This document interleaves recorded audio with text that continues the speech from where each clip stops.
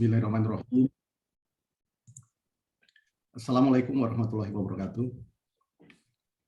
Waalaikumsalam warahmatullahi wabarakatuh. Selamat pagi, salam sejahtera untuk kita semuanya. Semoga adik-adik ini pada sehat ya. Tidak hanya sehat, tetapi juga mendapatkan keberkahan, mendapatkan rahmat serta keselamatan dalam fungsi dan peranan saat ini untuk menjadi young leader ya. Kalau saya lihat ini wajah-wajahnya, ini adiknya anak saya yang paling kecil ini ya. Jadi anak-anak muda yang yang berkumpul di generasi cakap, khususnya di Young Experience Program ya, Mbak Uda. Young Experience betul, Program. Pak. Dan hari ini kalau saya lihat dari round dan kegiatannya, ini pertemuan kedua setelah 2 minggu yang lalu, teman-teman belajar tentang design thinking ya.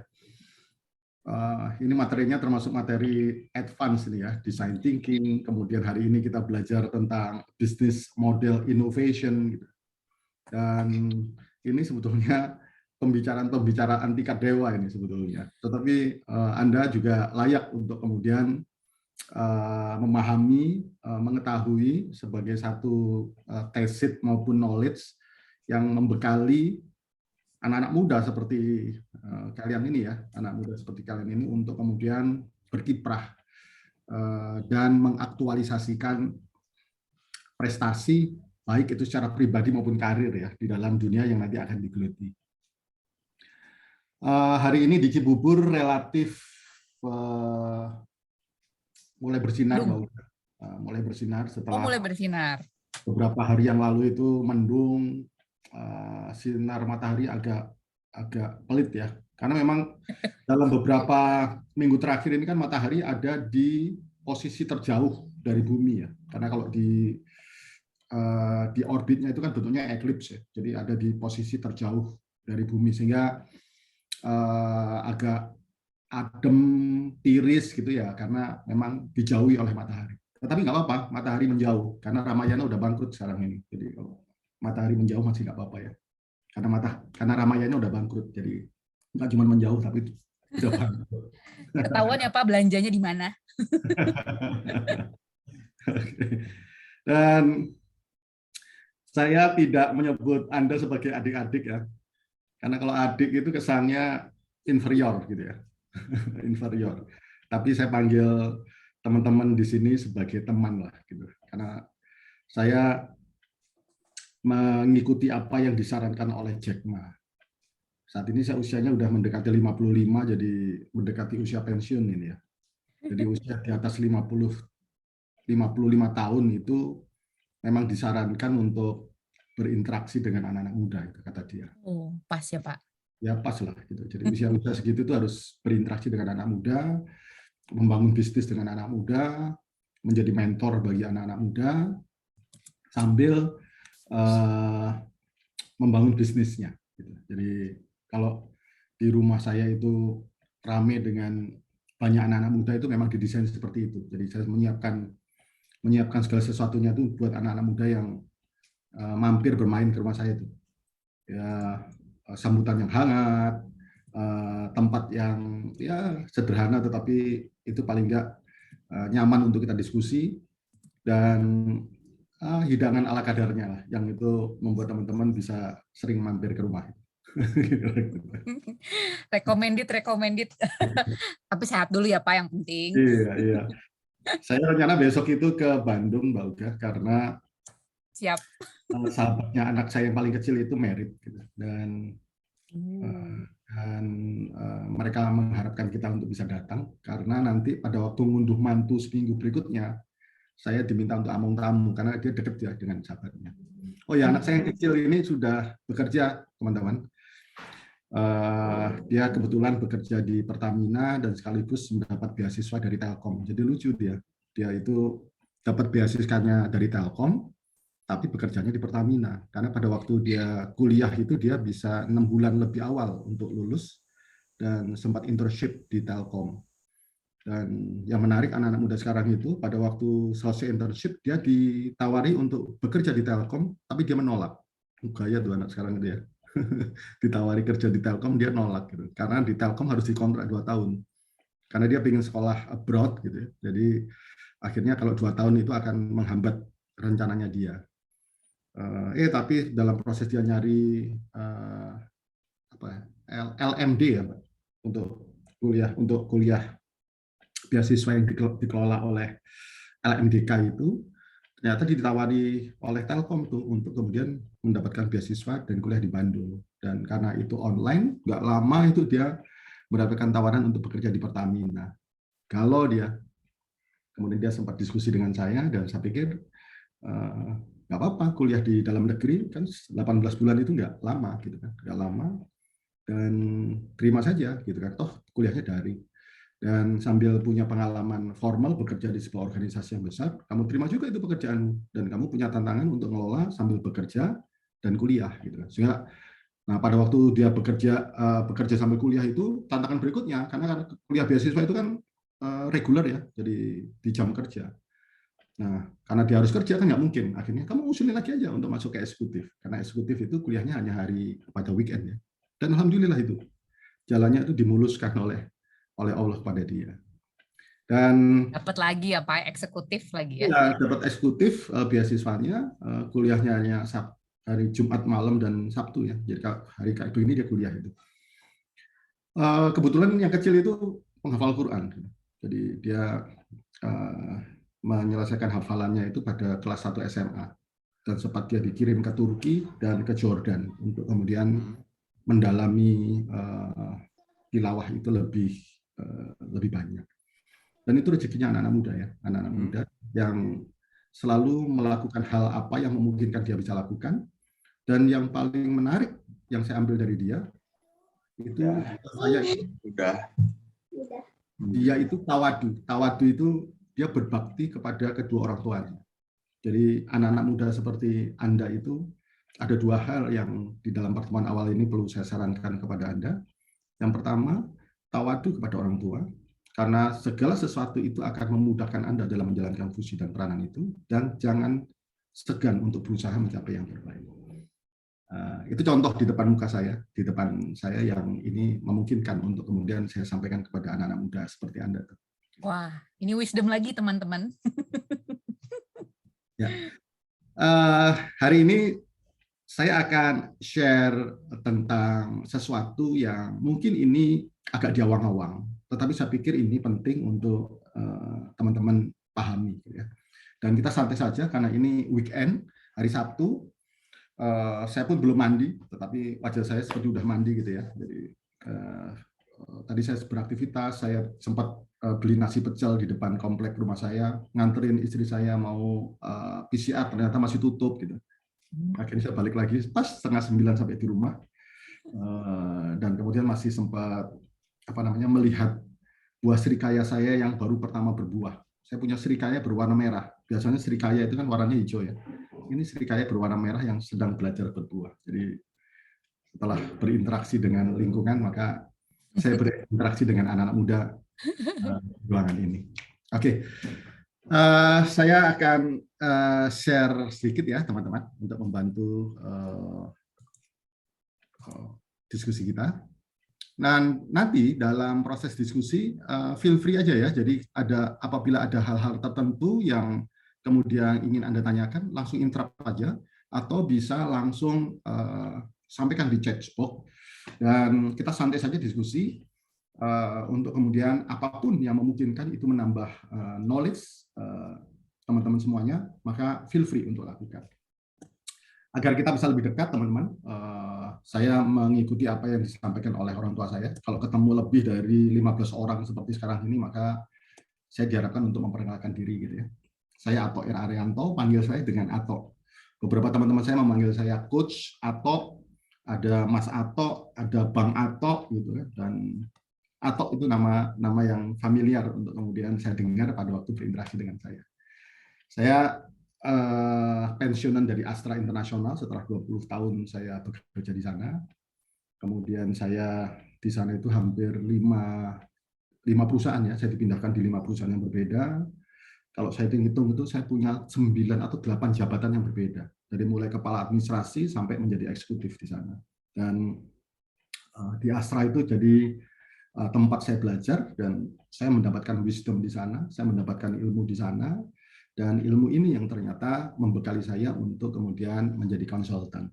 Dan dari learning curve itu membekali untuk kemudian bisa melihat dunia menjadi lebih luas dalam permasalahan-permasalahan bisnis yang berbeda. Dan pengalaman itu menjadi menarik karena pengalaman ini memang tidak bisa atau berbeda dengan kita hanya mempelajari dalam konteks membaca atau mendengarkan sesuatu. Karena menjalankan sesuatu itu punya energi yang jauh lebih besar. Sehingga teman-teman juga perlu untuk kemudian mengambil pengalaman yang sebesar-besarnya untuk membekali Anda gitu ya. Dan saat ini saya masih dipercaya gitu ya, karena ada beberapa perusahaan yang saya masih take care gitu ya. Ada Parani Arta Mandiri, ada Bypass Indo Sukses Tama, dan saya masih menjadi komisaris dari salah satu perusahaan properti di Jakarta. Dan tahun lalu saya diberikan amanah untuk memimpin sebuah organisasi misi yang dikelola secara bisnis, namanya Kubik Leadership.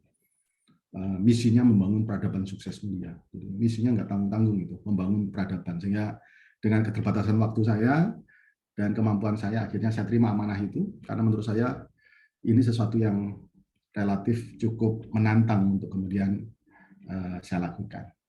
Dan saat ini anak saya 2, yang besar juga sudah bekerja dan yang kecil juga sudah bekerja. Gitu. Dan sekarang udah mulai terasa bahwa saya kembali berdua lagi dengan istri saya. Kemana-mana berdua karena mereka udah punya kesibukan masing-masing gitu. Udah punya pasangan, bukan pasangan, udah punya calon gitu kan. Dan seringkali mereka untuk menghibur saya membuat kegiatan-kegiatan gitu ya dengan teman-teman dekatnya mereka itu. Ada pertanyaan tentang saya? Sebaiknya nggak ada gitu ya, karena kita tidak membahas seseorang di sini. Tetapi paling nggak bahwa saya terapresiasi untuk ketemu dengan Anda, anak-anak muda, teman-teman semuanya, dan jangan merasa sungkan dengan saya gitu ya, karena saya seperti ini, enggak juga gitu kan. Kita sama-sama belajar, dan ini momentum yang menarik untuk Anda untuk belajar dari orang yang tepat menurut saya. Gitu kan. Orang yang tepat, orang yang punya pengalaman cukup panjang, dan saat ini menjadi seorang konsultan, dan saya menjadi sahabat baiknya Kak Uga gitu kan. Dan saya tidak pernah berposisi sebagai mentor. Mbak Uga aja yang menganggap saya mentornya. Saya menganggap Mbak Uga itu sebagai teman saja, itu sebagai teman. Karena teman itu simbiosis mutualismenya itu dapat. Karena saya juga banyak belajar dari Mbak Uga. Tidak hanya Mbak Uga yang belajar dengan saya, tetapi saya banyak belajar dengan beliau. Nah, teman-teman, buku yang paling saya senangi untuk dibaca, bukunya Rene dan Wei Chan Kim.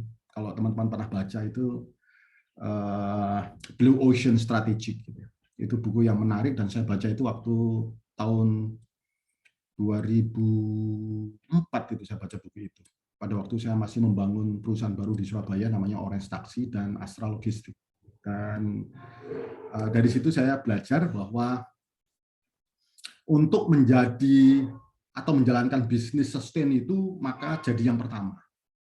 Tapi kalau nggak bisa jadi yang pertama, maka jadi yang terbaik, kata dia.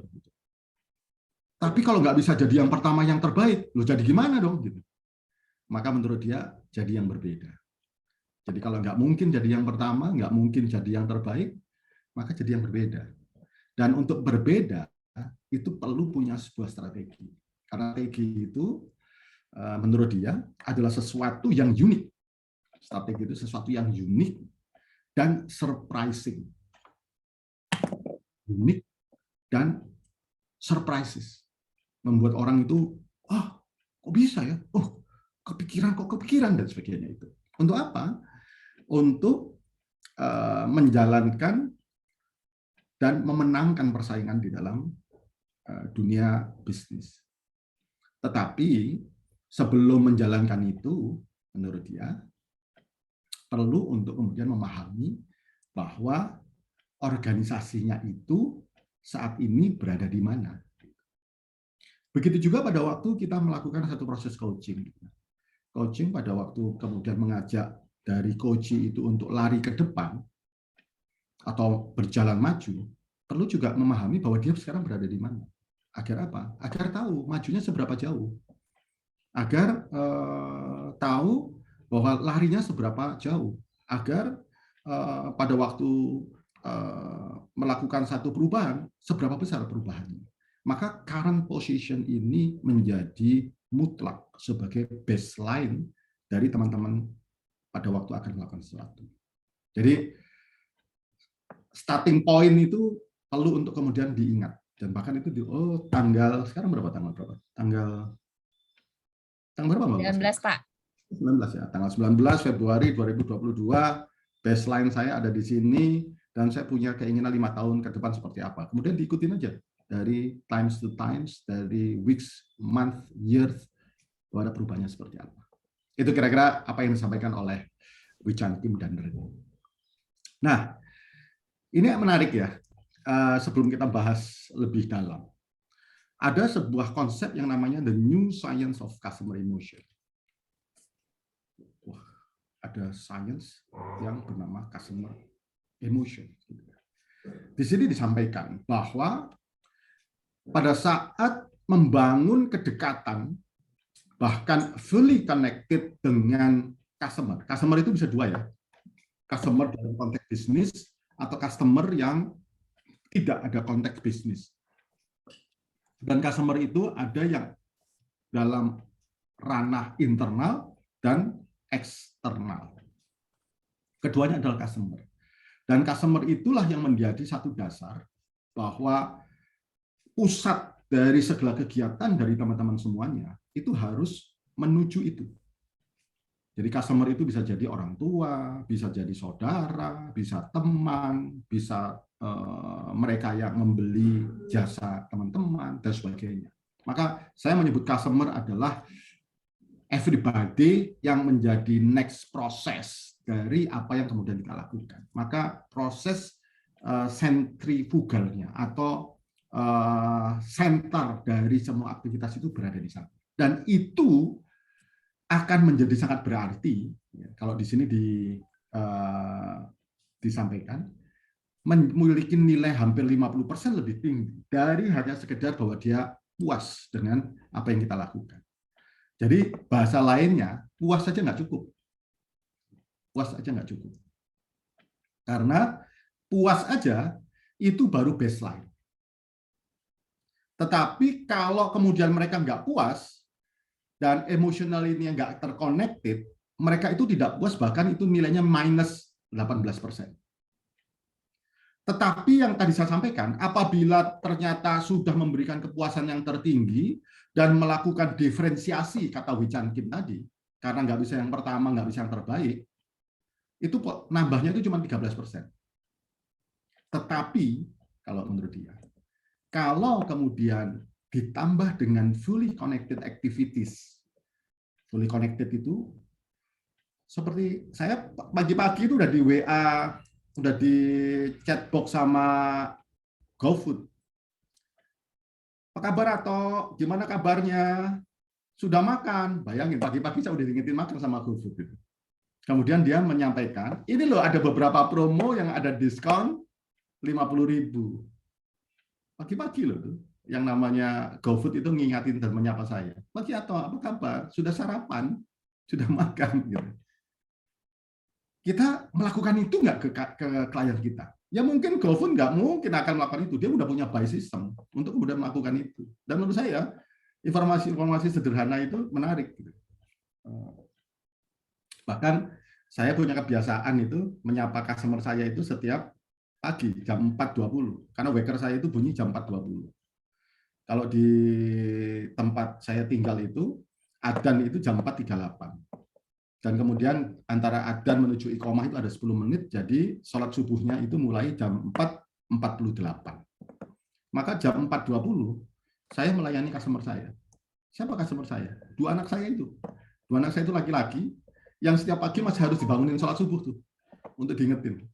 Jadi setiap pagi tuh bangun, Kak, bangun, udah mau adzan tuh, ayo bangun, jangan lupa bangunin adikmu, karena dia tinggal di lantai atas dan adiknya di lantai bawah. Dan kadang-kadang sudah diingetin kakaknya bangun, masih aja. Jadi saya mesti bangunin lagi. Jadi itu tiap hari, itu setiap hari. Tapi menurut saya nggak masalah, itu bukan sesuatu yang nggak nyaman buat saya. Senang aja sih tuh bangunin anak saya. Sampai nanti dia sangat dewasa untuk kemudian bangun subuh sendiri. Dan ada satu latar belakang kenapa kok saya mau bangunin tiap hari sih. Karena saya bapaknya gitu kan. Karena saya bapaknya. Membangunkan mereka untuk sholat subuh menurut saya itu bagian dari ibadah saya. Jadi saya lakukan aja setiap hari. Walaupun agak ya nggak kesel sih. Ya tiap hari bayang tiap hari itu, tiap hari. Padahal sebetulnya loh kenapa sih mereka nggak bikin beker sendiri? Gitu. Kenapa sih nggak bangun? Ya tapi faktanya begitu kok gitu. Ya nggak apa-apa, nyaman aja tuh. Nah, akhirnya nungguin mereka, kemudian kami bertiga bareng-bareng untuk sholat subuh di masjid kira-kira 500 meter dari kompleks. Pagi-pagi jam 4.20 saya sudah melakukan sesuatu untuk customer saya. Dan beberapa hari terakhir ini, setelah saya bangun, saya ke bawah, saya bikinin teh jahe. Jahenya itu saya potong-potong, kemudian saya bakar. Karena ternyata istri saya itu kalau jahenya nggak dibakar, dia merasa lebih mual. Maka jahenya saya bakar dulu, agar rasanya itu tidak merasa lebih mual. Dan kemudian saya seduh di air panas, dan kemudian saya tuangkan dalam teh, dan tambah dengan gula yang dia bisa minum itu. Sambil saya bikin sarapan, telur rebus, kadang-kadang roti bakar dan sebagainya. Itu cara saya membangun connection yang dimulai dari 4.20 pulang dari masjid dan kemudian membuat minuman pagi karena dia sedang isoman. Bayangkan kalau kemudian di dalam kegiatan kita sehari-hari kita memiliki pemahaman ini, maka kedekatan teman-teman kepada siapapun pelanggan itu akan menjadi menarik. Ini gambaran utama dari value of emotional connection yang kalau bisa itu dijadikan sebagai satu dasar bahwa kegiatan dari teman-teman seperti itu untuk apa, maka bangun fully connected dengan cara apa? Dengan cara membangun satisfaction yang tertinggi, membangun diferensiasi yang berbeda, dan value connected. Maka nilainya itu plus 52 dibandingkan dengan hanya memberikan satisfaction index yang tertinggi. Oke, nanti tolong dituliskan aja kira-kira orang tua saya itu customer saya nggak ya? Gitu. Kalau Anda menganggap iya, precisely, maka nanti setelah pertemuan saya dengan saya, maka itu menjadi customer pertama. Apa yang akan Anda lakukan kepada beliau-beliau itu sebagai sentral dari kegiatan itu? Dan kalau sekarang ini teman-teman berinteraksi dengan generasi cakap dan kemudian akan membuat program, maka nanti akan ditentukan bahwa siapa customer itu. Karena customer ini adalah kunci dari segala sesuatu dari aktivitas teman-teman semuanya. Oke, kira-kira itu. Wah, pembukaannya berat banget ya. Gitu ya. Nggak apa, pagi-pagi langsung dikasih data, Pak. Langsung dikasih data. Pagi-pagi otaknya masih segar, gitu. Jadi kita bicara yang agak berat dikit. Gitu. Nah, saya mau tanya nih. Kalau menurut teman-teman nih, gambar yang di depan itu bisnisnya apa sih? Boleh open mic, boleh di chat. Silahkan mau open mic, mau chat. Nih kayaknya teman-teman pada maem nih. Pernah makan atau memang sering makan atau emang doyan? Suci, makanan cepat saji, Pak. Oke, makanan cepat saji. Oke, apalagi? Apa sih bisnisnya dia sebenarnya itu? Apa ya? Makanan cepat saji. Makanan cepat saji apakah yang menjadi bisnisnya dia? Apakah bisa? Oke, makanan cepat saji. Makanan cepat saji apakah sebetulnya bisnisnya mereka? Oke. Apa yang ada di dalam pemahaman Family. Makanan cepat saji untuk family mungkin ya. Makanan cepat saji untuk family. Oke, makanan cepat saji untuk family. Apa lagi?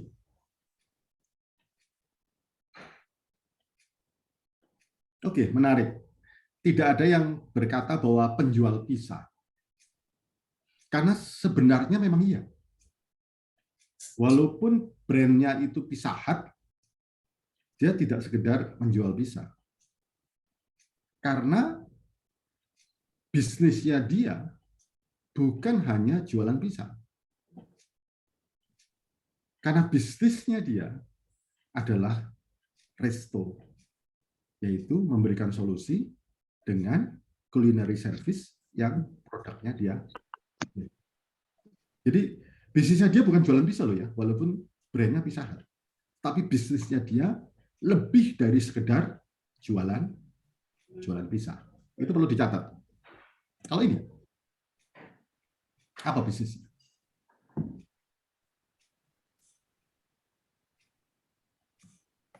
Apa nih? Market, Pak. Supermarket, oke. Oke, Swalayan. swalayan. Oke. Ada yang punya pendapat yang lain? Apa sebetulnya bisnisnya dia? Pemenuhan kebutuhan sehari-hari. Oke, pemenuhan kebutuhan sehari-hari. Menyediakan kebutuhan pokok. Oke, menyediakan kebutuhan pokok. Pusat perbelanjaan. Kayak tadi ya, supermarket. Pusat Toko serba. Toko serba ada. Oke, teman-teman. Sebelum pandemik ya, satu outlet bacanya apa sih? Carrefour atau Carrefour gitu ya. Carrefour gitu ya. Dari bisnis ini itu memiliki penghasilan satu hari itu antara 500 juta sampai 1 miliar penghasilannya. Berarti satu outlet itu kalau dihitung 30 hari, penghasilannya berapa? 30 miliar sebulan. Itu yang kecil. Yang besar itu bisa 2 sampai 4 miliar sehari. Kalau 4 miliar dalam waktu 25 hari, 100 miliar dia sebulan. 100 miliar itu kalau di-compare dengan perusahaan-perusahaan otomotif aja, di salah satu bisnis yang saya kelola itu, namanya Baipaisindo Sukses Tama, itu jualan truk Hino. 2 tipe yang menjadi andalannya mereka, Rangers dan Dutro. Revenue mereka setahun itu hanya sekitar 700 miliar. Jualan truk itu revenue-nya 700 miliar.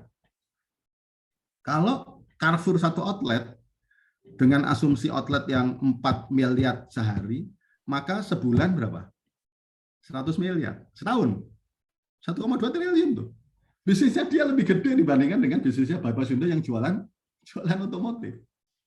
Dan yang menarik teman-teman, pada waktu barang-barang itu ditaruh di tempatnya mereka, itu mereka bayar antara 30 sampai 60 hari, bahkan ada yang 90 hari.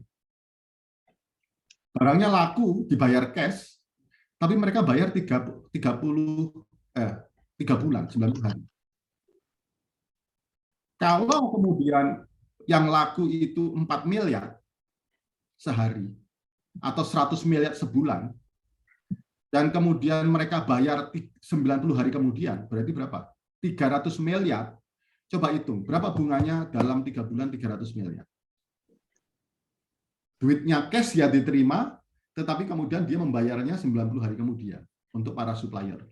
Itu bisnis apa sih sebetulnya? Coba itu satu outlet. Kalau 10 outlet, dia punya duit berapa dalam 1 bulan? 100 miliar kali 10. 1 triliun loh. Apakah ini bisnis supermarket? Nah, dia Anda ketahui itu.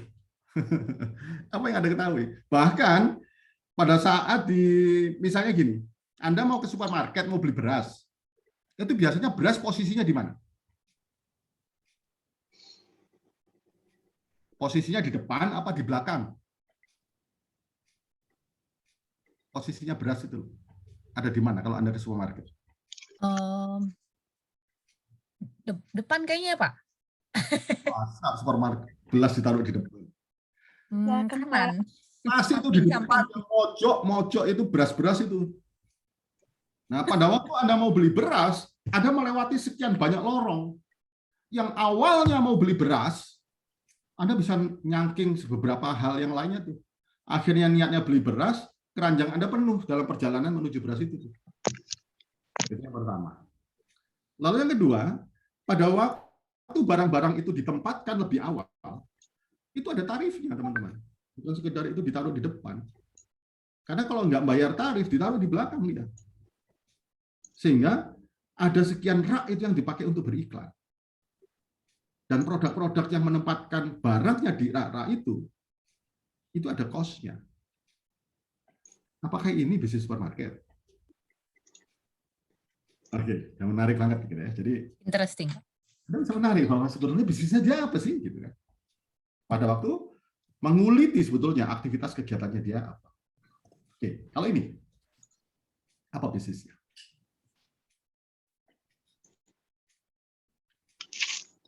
Ini mungkin yang anak teknik lebih cepat tahu.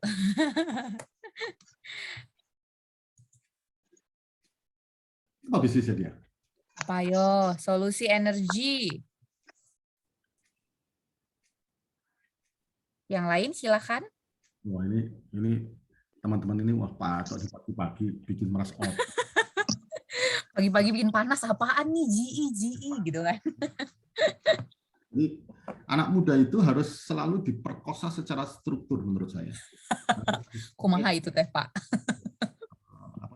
Harus dipaksa untuk kemudian menggunakan kapasitas otaknya untuk kemudian mengeluarkan kemampuan yang terbaik. Kenapa? Karena dunia kita saat ini seperti ini karena 20% orang ini. 2% orang ini. Loh, orang yang mana? Orang yang berpikir ini. Jadi Indonesia dunia itu berubah karena 2% orang-orang yang berpikir ini. Jadi dari sekian banyak manusia itu hanya 2% tuh mereka yang berpikir. 95%-nya nggak berpikir. 95% nggak berpikir. Nerimo dan mengharapkan dari 2% yang berpikir itu.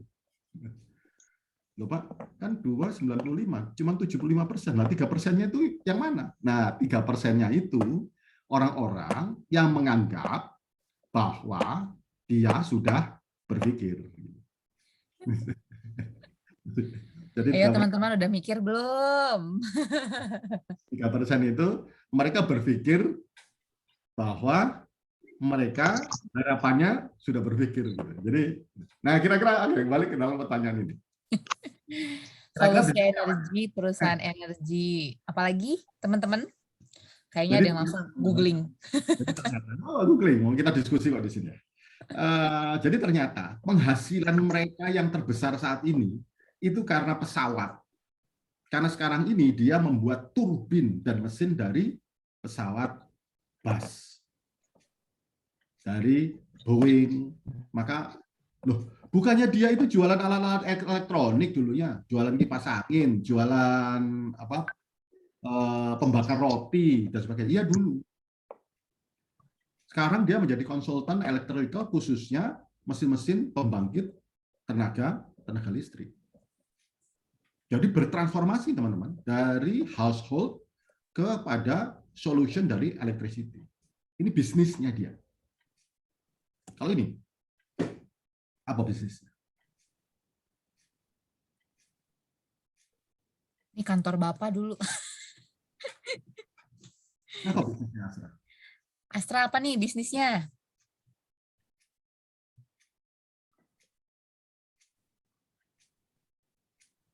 Otomotif, Pak. Otomotif ya. Apalagi selain otomotif?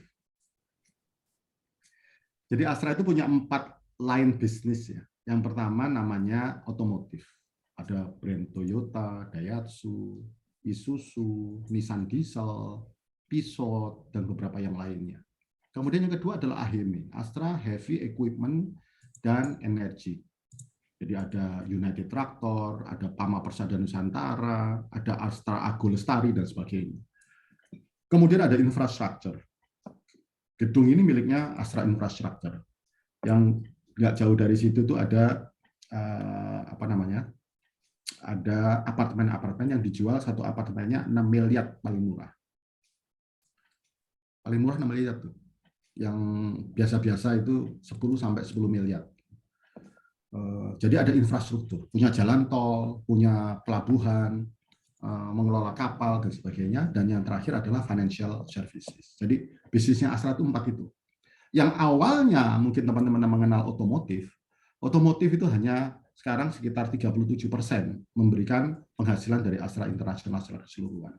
Sisanya itu dikelola oleh yang lain-lainnya. Jadi Astra itu bukan hanya otomotif, tetapi sebetulnya dia sudah mulai bergeser ke infrastruktur pada pemenuhan kebutuhan teknologi dan sebagainya di luar otomotif. Kenapa? Karena otomotif bisnisnya semakin riskan. Kenapa? Karena prinsipalnya sudah mulai menginginkan untuk kemudian bermain sendiri di Indonesia. Astra itu hanya sebagai pengelola dari brand milik prinsipal. Karena Astra nggak punya brand sendiri. Isuzu, Toyota, Daihatsu itu brandnya pemilik dari yang mereka tinggal di Jepang itu. Astra itu hanya sebagai partner.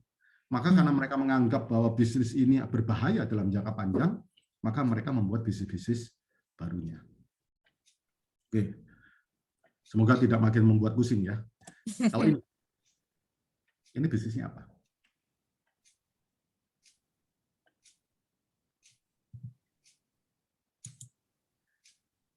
Jadi ternyata PLN itu teman-teman, itu hanya sebagai pengelola kegiatan kelistrikan di Indonesia.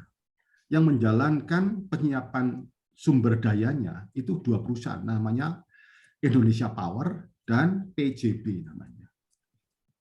Pembangkit Jawa Bali. Semua kegiatan distribusi PLN atau listrik yang ada di Jawa Bali itu yang ngelola anak perusahaannya namanya PJB.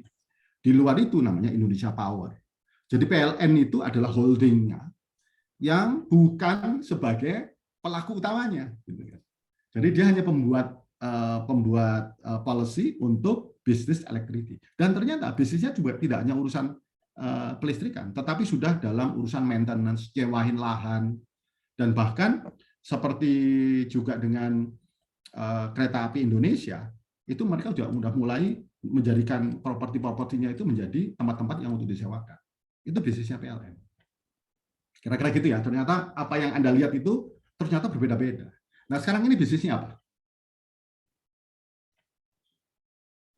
Apa sih kegiatannya generasi cakep? Nah, saya ingin langsung tanya nih dari teman-teman semuanya. Apa sebetulnya generasi cakep? Apa bisnisnya?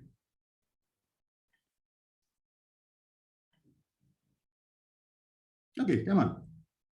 Siapa yang bisa jawab?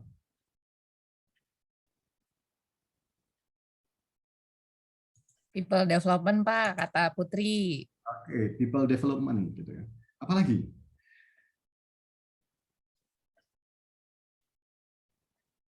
Siapa yang akan didevelop oleh generasi cakep?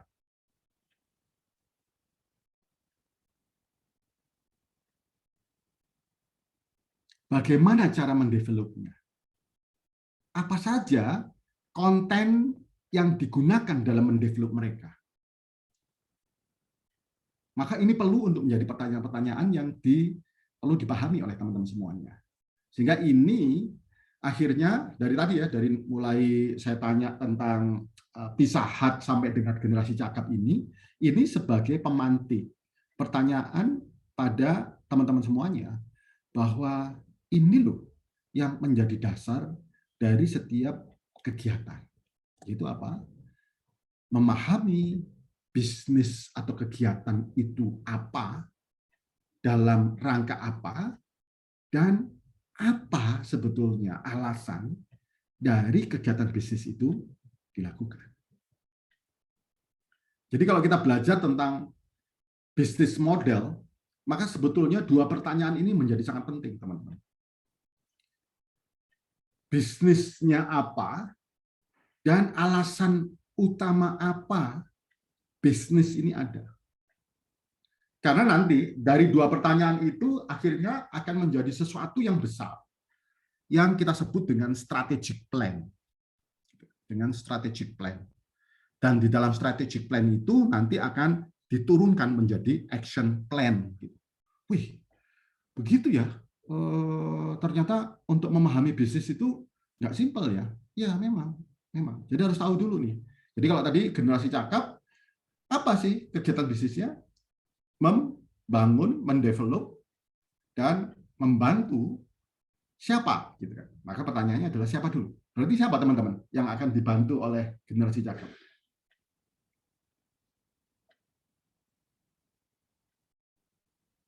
Siapa yang akan dibantu?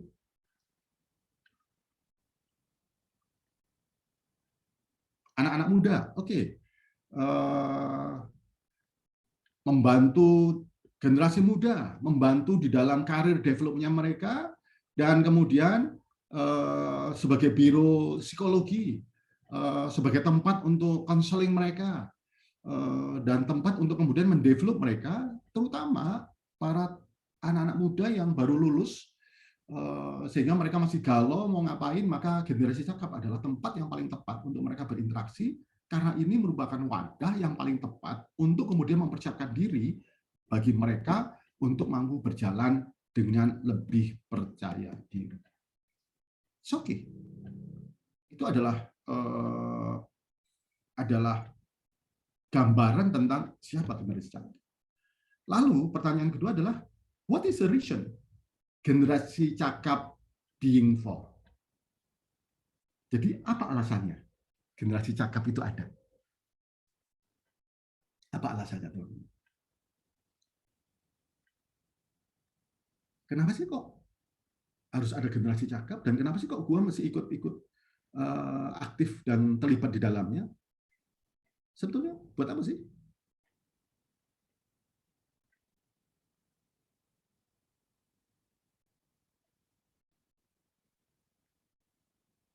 Atau alasan-alasan yang latar belakang kita teman-teman lah pada waktu kemudian berinteraksi dengan generasi cakap itu apa? Oke, salah satunya adalah mengatasi karir gap. Mengatasi agar mereka mampu kemudian diterima dengan kesempatan-kesempatan kerja yang memungkinkan atau lain dengan kemampuan mereka. Kemudian mereka mampu memiliki kepercayaan diri yang lebih tinggi pada saat mereka nanti berinteraksi. Dan kenapa begitu ya? Apa sih sebetulnya? Jadi pada waktu bicara what the reason being for itu ngomong tentang misi. Apa sih misinya? Sama seperti pada waktu Kubik leadership itu punya misi, punya visi. Visinya itu menjadi organisasi terbaik dalam pengembangan sumber daya manusia dan leadership di Indonesia. Dan visi itu diturunkan dalam beberapa kegiatan, yaitu menjadi solution partner bagi para organisasi di Indonesia, khususnya dalam bidang pengembangan sumber daya manusia dan leadership, melalui para konsultan yang dapat diandalkan dengan sistem yang terintegritas dan supply management yang terbaik yang mereka bisa lakukan. Misinya apa? Misinya adalah membangun peradaban sukses mulia dengan mengungkit para pemimpin-pemimpinnya. Itu visi. Jadi sebetulnya Kubik itu diadakan untuk apa sih? Untuk membangun peradaban sukses mulia. Dengan cara apa? Dengan mengungkit keberhasilan para pemimpin-pemimpinnya. Sehingga apapun yang kemudian dilakukan oleh Kubik itu, dasarnya adalah saya ingin membantu para pemimpin di Indonesia. Bukan berbicara tentang saya akan membangun bisnis, bukan. Yang di awal itu bicara tentang misinya. Bisnis itu di belakangnya. Jadi misi itulah yang membuat orang-orang yang ada di dalam organisasi itu terikat. Misi itu yang membuat setiap orang terkoneksi antara satu yang lainnya dan membuat setiap orang itu punya semangat untuk kemudian melakukan itu. Misi itu. Being for-nya itu. Oke. Jadi apa sebetulnya yang menjadi misinya generasi cakap?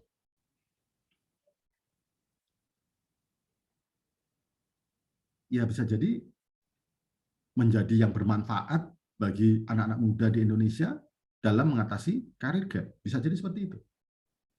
Sehingga ini perlu untuk menjadi satu hal di awal pada saat teman-teman memahami tentang hal itu. Nah, dari sini kita bisa bisa mendapatkan gambaran bahwa di dalam sebuah organisasi itu ternyata perlu ada sebuah misi, dan misi itu perlu juga dibangun dalam visi, gitu kan. Misi itu, kenapa organisasi itu eksis? Misi yang paling gede itu namanya purpose, teman-teman. Purpose itu seperti bintang utara yang setiap orang nggak bakalan bisa mencapai itu. Tetapi itu merupakan purpose yang digantungkan dalam misi-misi kecil yang kemudian akan dicapai. Dan misi itu kemudian dikuatkan dengan visi dan nilai-nilai sebagai belief dari organisasi itu. Baru kemudian diturunkan dalam strategi, map, dan sebagainya. Dan kalau kemudian kita bisa gambarkan di sini, dari mulai visi sampai kemudian membangun ukuran-ukuran yang akan dicapai itu namanya strategic plan. Pada saat kemudian strategi itu diturunkan di dalam personal objektif sampai dengan strategic outcome, itu namanya action plan. Maka ini gambaran yang mendasari dari sebuah organisasi itu dibangun. Nah, mulai kita bicara, loh kok harus ada strategis ya, gitu kan? Iya, karena kalau organisasi itu nggak punya strategi, itu seperti layaknya kapal tanpa ada baling-baling. Kenapa? Karena kalau nggak ada baling-baling, maka kapal itu muter aja tuh nggak jelas itu. Karena baling-baling itulah yang sebetulnya menentukan arah kapal itu akan menuju kemana. Sehingga dalam konteks strategi itu yang kemudian menjadi dasar kenapa kok bisnis model itu harus ada. Jadi itu. Karena apa? Karena setelah organisasi itu punya strategi, organisasi itu punya market, gitu kan? Berarti market itu kan siapa sih yang akan diberikan manfaat oleh generasi cakap misalnya. Dalam usia rentang berapa, kemudian demografinya ada di mana, dan psikografi seperti apa yang ingin kemudian diberikan oleh teman-teman semuanya, maka semuanya itu masuk ke dalam satu fokus-fokus ini, termasuk strategi. Nah, ini nggak akan jadi maksimal kalau bisnis modelnya itu nggak jelas. Jadi kalau kita bicara tentang winning concept itu, ada 3 nih teman-teman. 1 adalah menentukan market fokusnya itu siapa, karena pada waktu berinteraksi itu fokus, karena kalau nggak fokus kepada marketnya itu nggak jelas itu. Dan kemudian membangun strateginya kayak apa, dan baru kemudian bisnis modelnya itu dibangun. Nah, ini bentuk dari sebuah bisnis model, gitu kan? Yang kalau Alexander Osterwalder itu membuat namanya 9 block of business model canvas. Tetapi sebelum saya bicara tentang business model canvas, teman-teman, sebetulnya business model canvas itu merupakan rangkaian kegiatan setelah kegiatan-kegiatan sebelumnya. Loh, apa itu kegiatan-kegiatan sebelumnya? Yang pertama, pada waktu akan membangun sebuah solusi, itu dibangun atau dimulai dari apa? Dari melihat masalah. Jadi tadi siapa tuh yang menjelaskan bahwa apa namanya? Dari mulai mengatasi gap, kata sahabat Devi gitu ya. Mbak Devi menyatakan mulai dari mental gap lah, apa namanya, Pak Dok, gitu kan. Dari mulai masalah. Oh, ternyata ada masalah gap nih. Maka pada waktu masalah atau problem identification itu, maka timbul ide. Oh, jadi masalahnya bukan masalahnya dari Anda ya, masalah dari mereka gitu kan. Oh, jadi anak-anak muda yang fresh graduate itu punya masalah apa sih? Oh, mereka punya namanya mental gap, punya experience gap, punya confidence level gap, punya apa namanya interpersonal skill gap dan sebagainya. Oh, jadi ternyata itu masalah-masalah mereka nih pada waktu mereka menyelesaikan pendidikannya. Walaupun pendidikan dari universitas yang terbaik, tapi tetap aja mereka punya gap. Gap itu apa sih? Gap itu masalah selisih dari apa yang kemudian diharapkan dengan fakta yang terjadi. Itu namanya gap. Gap itu faktanya kayak begini dengan ekspektasi yang akan diharapkan. Nah, itu ada gap. Semakin jauh gapnya, itu semakin gede itu masalahnya, teman-teman. Maka pada saat teman-teman menentukan bahwa ada masalah, maka pada saat itulah keluar ide. Oh, jadi perlu untuk kemudian membuat sebuah environment, membuat sebuah solusi dalam rangka menurunkan gap-nya. Gitu, ide. Nah, dari ide itu kemudian diuji dalam analisa industri. Ada berapa banyak sih organisasi-organisasi itu yang kemudian menyelesaikan gap-gap dari anak-anak muda itu? Oh, ada banyak.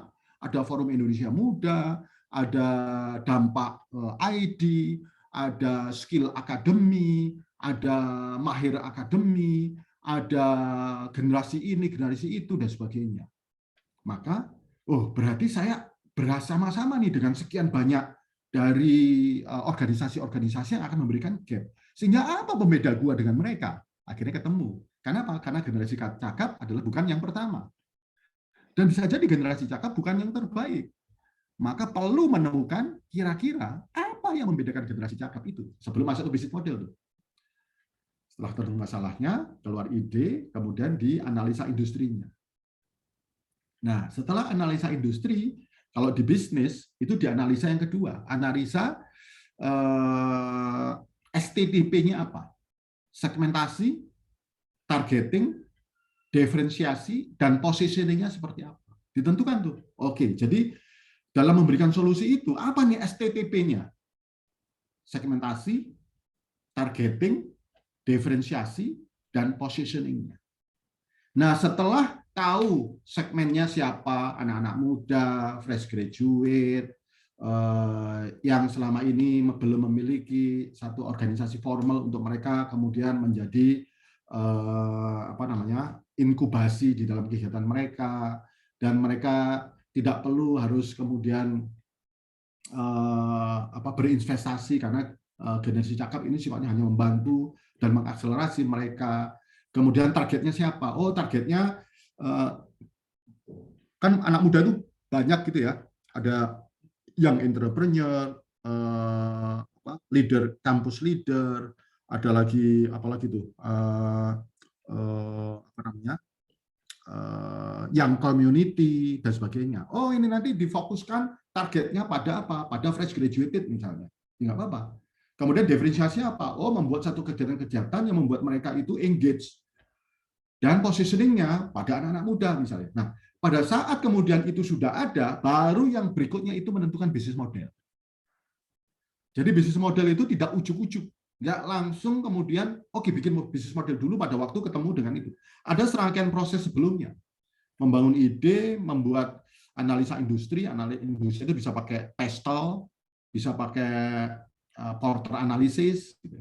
Boleh aja itu melakukan itu. Nah, baru kemudian membuat STDP, dan baru kemudian bisnis model itu dibangun. Nah, dari situ kemudian kita bicara tentang bisnis model kanvas. Seperti apa bisnis model kanvas itu? Ada 9 blok tuh teman-teman yang kita bisa pelajari. Bacanya itu kayak baca Quran, dari kanan ke kiri. Mulai dari nomor 1, yaitu market dan target market, kemudian loncat ke nomor 2, yaitu value proposition. Baru ketiga dan keempat, bagaimana kemudian membangun relasi dan channel untuk kemudian ini menjadi satu alignment dari market dan target itu untuk kemudian di-align-kan dengan kira-kira value proposition-nya apa. Value proposition itu adalah apa sih yang membuat produk atau kegiatan itu menarik pada segmen itu. Itu namanya value proposition. Apa yang memungkinkan bisa di-solve oleh Anda, apa yang memungkinkan itu bisa menjadi pembeda dan itu menarik bagi target market. Karena kalau value proposition-nya nggak sangat kuat, itu nggak dilirik tuh oleh segmen dan target marketnya. Baru setelah kemudian menentukan segmen dan target marketnya, baru menentukan kira-kira membangun relasinya seperti apa. Dan kemudian agar mereka itu tahu channel-channelnya itu dilakukan seperti apa. Apa saja yang kemudian menjadi satu channel. Baik itu omni-channel, distribution, atau hal-hal apapun yang melakukan itu. Nah, pada waktu kita ngomong tentang market itu kalau di dalam bisnis teman-teman, itu cuma 2 syaratnya. 1, marketnya luas. 2, profitabilitasnya tinggi. Itu market namanya. Jadi kalau mau jualan, jualan ponakan saya itu, paling seneng itu kalau ada konser-konsernya K-pop itu. Jadi dia dibela-belain itu, ke Korea, ke Singapura, kemana gitu. Tapi yang menarik banyak kayaknya, Pak. Ya banyak. Jadi cuman menarik itu Mbak Uga. Pada waktu dia berangkat berdua dengan kakaknya lah gitu kan. Itu berdua dengan kakaknya kan paling konsernya kan cuma 1 hari kan. Paling nginep di sana 2 hari atau sambil jalan 3 hari. Itu dia bisa bawa 3 koper Mbak, koper yang gede-gede itu. Just tip. Iya, dia kulakan itu. Kulakan merchandise di setiap konser-konser yang dia lihat. 3 tas koper itu. Jadi dia kulakan itu. Dan kemudian sampai di rumah di Bogor dia jual. Dan uang hasilnya itu dipakai untuk kemudian nonton konser-konser berikutnya. Itu anak-anak muda itu, anak-anak seumuran Ito itu, seumuran teman-teman semuanya itu. PO merchandise katanya Pak. Iya benar. Apa dasarnya dia kok sampai kemudian dia berani setiap konser-konser K-pop itu kemudian bahkan itu bayar untuk konsernya juga nggak murah gitu kan. Dan dia kemudian melakukan itu karena dia melihat permasalahan yang terjadi bahwa ada banyak fans-fansnya yang ada di teman-temannya sekitarnya itu yang ingin memiliki barang-barang atas identitas para artis-artis pujaannya. Tetapi mereka nggak tahu itu kira-kira belinya di mana, harganya itu seperti apa dan sebagainya. Itu yang kemudian dijadikan itu sebagai problem oleh mereka. Dari situ kemudian keluar ide, oh kalau gitu gue yang jadi jembatannya untuk mereka gitu kan. Dari ide itu kemudian dia lihat ada seberapa banyak sih yang kemudian dia bisa mensupport itu. Oh nggak banyak juga gitu, berarti gue main di Blue Ocean tuh. Nah dari situ kemudian dia menentukan dengan STTP-nya. Dari STTP itu kemudian oh ternyata marketnya jelas, teman-temannya dan orang-orang yang ada di situ, kemudian dia bikin yang namanya IG, Facebook dan channel-channel yang kemudian untuk kemudian berinteraksi dengan market dan targetnya, dan kemudian dia membangun relationship pada waktu apa? Pada waktu dia mau berangkat, seminggu sebelum berangkat dia sampaikan, aku akan nonton ini, dan kemudian di flash itu captionnya, siapa yang akan ditonton dan sebagainya, yang akhirnya belum berangkat barangnya udah laku itu. Belum berangkat dia nonton konser, pesenannya itu sudah laku. Dan apa? Dan begitu selesai, nggak lama dia juga beli yang namanya bubble wrap itu ya, yang gulungan gede itu ada pentol-pentolnya plastik itu, sama kardus itu. Begitu pulang, kegiatannya di kamar itu motongin itu, bungkusin kirim dan sebagainya. Itu bisnisnya anak muda seperti Anda tuh. Hanya karena dia tahu tentang artis-artis idola di K-pop. Di dalam bisnis ada banyak loh. Nah, bagaimana menerapkan itu di dalam generasi jagal? Dengan cara ini. Marketnya luas dan profitabilitasnya tinggi. Tetapi dalam kondisi kegiatan non-profit seperti ini, ya lihat market yang luas, attractiveness-nya tinggi, bukan profitable-nya, attractiveness-nya tinggi. Nah, baru kemudian setelah itu baru bicara pada blok nomor 6, 7, dan 8. Kira-kira aktivitas-aktivitas utamanya apa yang akan dilakukan dalam rangka membangun value proposition itu untuk menarik perhatian market, dan kemudian siapa saja yang dibutuhkan untuk kemudian mengeksekusi kegiatan-kegiatan utama itu agar value proposition-nya, uniqueness value proposition ini menjadi pembeda, menjadi menarik perhatian itu. Nah, baru kemudian ngomong di nomor 5 dan nomor 9. Kira-kira benefit-nya apa dan cost-nya apa. Maka 5 dan 9 itu bicara tentang cost dan benefit. Jadi kira-kira gambar bisnis model itu. Jadi kalau bisnis model Canvas ini kemudian kita klasterkan, itu terdiri dari 3. Yang pertama itu adalah offering, market modelnya, kemudian offering itu. Jadi kalau di sini bicara the mission-nya, dan yang ketiga adalah internal business process. Jadi di dalam bisnis model itu kalau teman-teman mau pelajari itu cuma ada 3 blok aja dari 9 blok itu. Yang pertama adalah bicara pada customer, yang kedua bicara pada offering atau produknya, dan yang ketiga bicara tentang bagaimana bisnis proses di internal itu kemudian bisa dilakukan. Sehingga pada waktu melihatnya menjadi lebih simpel. Dan bisnis model Canvas ini teman-teman itu menjadi menjadi sangat berarti apabila diterapkan pada waktu teman-teman akan melakukan sesuatu. Seperti yang tadi saya sampaikan, saya tanyakan di depan. Carrefour itu apa? Pizza Hut itu apa? Astra International itu ngapain dan sebagainya. Loh kok bisa-bisanya sekarang dia bangun jalan tol di Sumatera dan jalan tol di Jawa Timur. Loh kok bisa-bisanya sih dia beli pelabuhan di Balikpapan gitu. Loh bukannya bisnisnya otomotif? Enggak. Mereka bisa jadi bisnis-bisnis itu yang kemudian dijadikan sebagai value chain. Sebagai bisnis yang saling terikat satu yang lainnya yang memberikan nilai tambah. Kira-kira itu. Nah, menariknya teman-teman, pada waktu nanti Anda belajar tentang Canvas business model, fokus pada dua hal ini. Fokus yang pertama, yaitu customer segment, dan fokus pada yang kedua, value proposition-nya apa. Jadi, kita fokuskan pada waktu memahami bisnis model Canvas itu, fokuskan pada dua itu. Siapa dan apa yang membuat itu menjadi daya tarik bagi siapa tadi. Maka dua itu fokusin. Jangan mikir yang lain-lain dulu. Maka kalau bicara tentang anak-anak muda, bicara tentang fresh graduates, maka jadikan itu siapanya. Dan kemudian bedah dalam. Satu, bangun empatiknya mereka itu apa? Bagaimana saya menjadi mereka, hal-hal apa sih sebetulnya menjadi kegalauan mereka yang itu bisa saya jadikan sebagai solusi. Kemudian apa yang menjadi gap-nya mereka? Dengan cara apa? Dengan cara Anda semuanya melakukan observasi. Observasi itu apa? Ngamatin. Oh, ternyata dari 10 anak-anak yang lulus, 8 itu nggak pede. Oh, berarti 80% dari semua fresh graduates itu nggak pede. Duanya kepedean. Gitu ya, biasanya kalau anak-anak muda gitu ya. Oh, gue lulusan ITB tuh. Jadi kalau nggak Iya, Pak, benar. di perusahaan yang paling gede, oh ngapain tuh?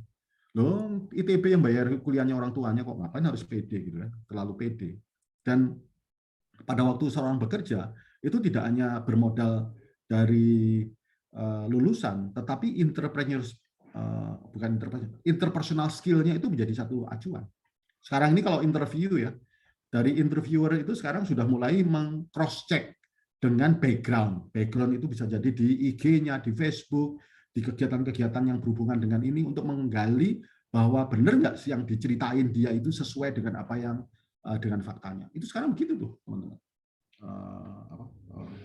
Nah, sehingga di dalam konteks ini, kalau teman-teman akhirnya memahami bagaimana customer segment itu kemudian di-align-kan dengan value proposition, maka bagaimana membangun customer relations maupun channel itu dengan gampang akan bisa dilakukan dengan mudah. Nah, pada saat kita bicara tentang value proposition, itu di Alexander Esselbolder pun juga sudah membantu dengan membuat value proposition canvas.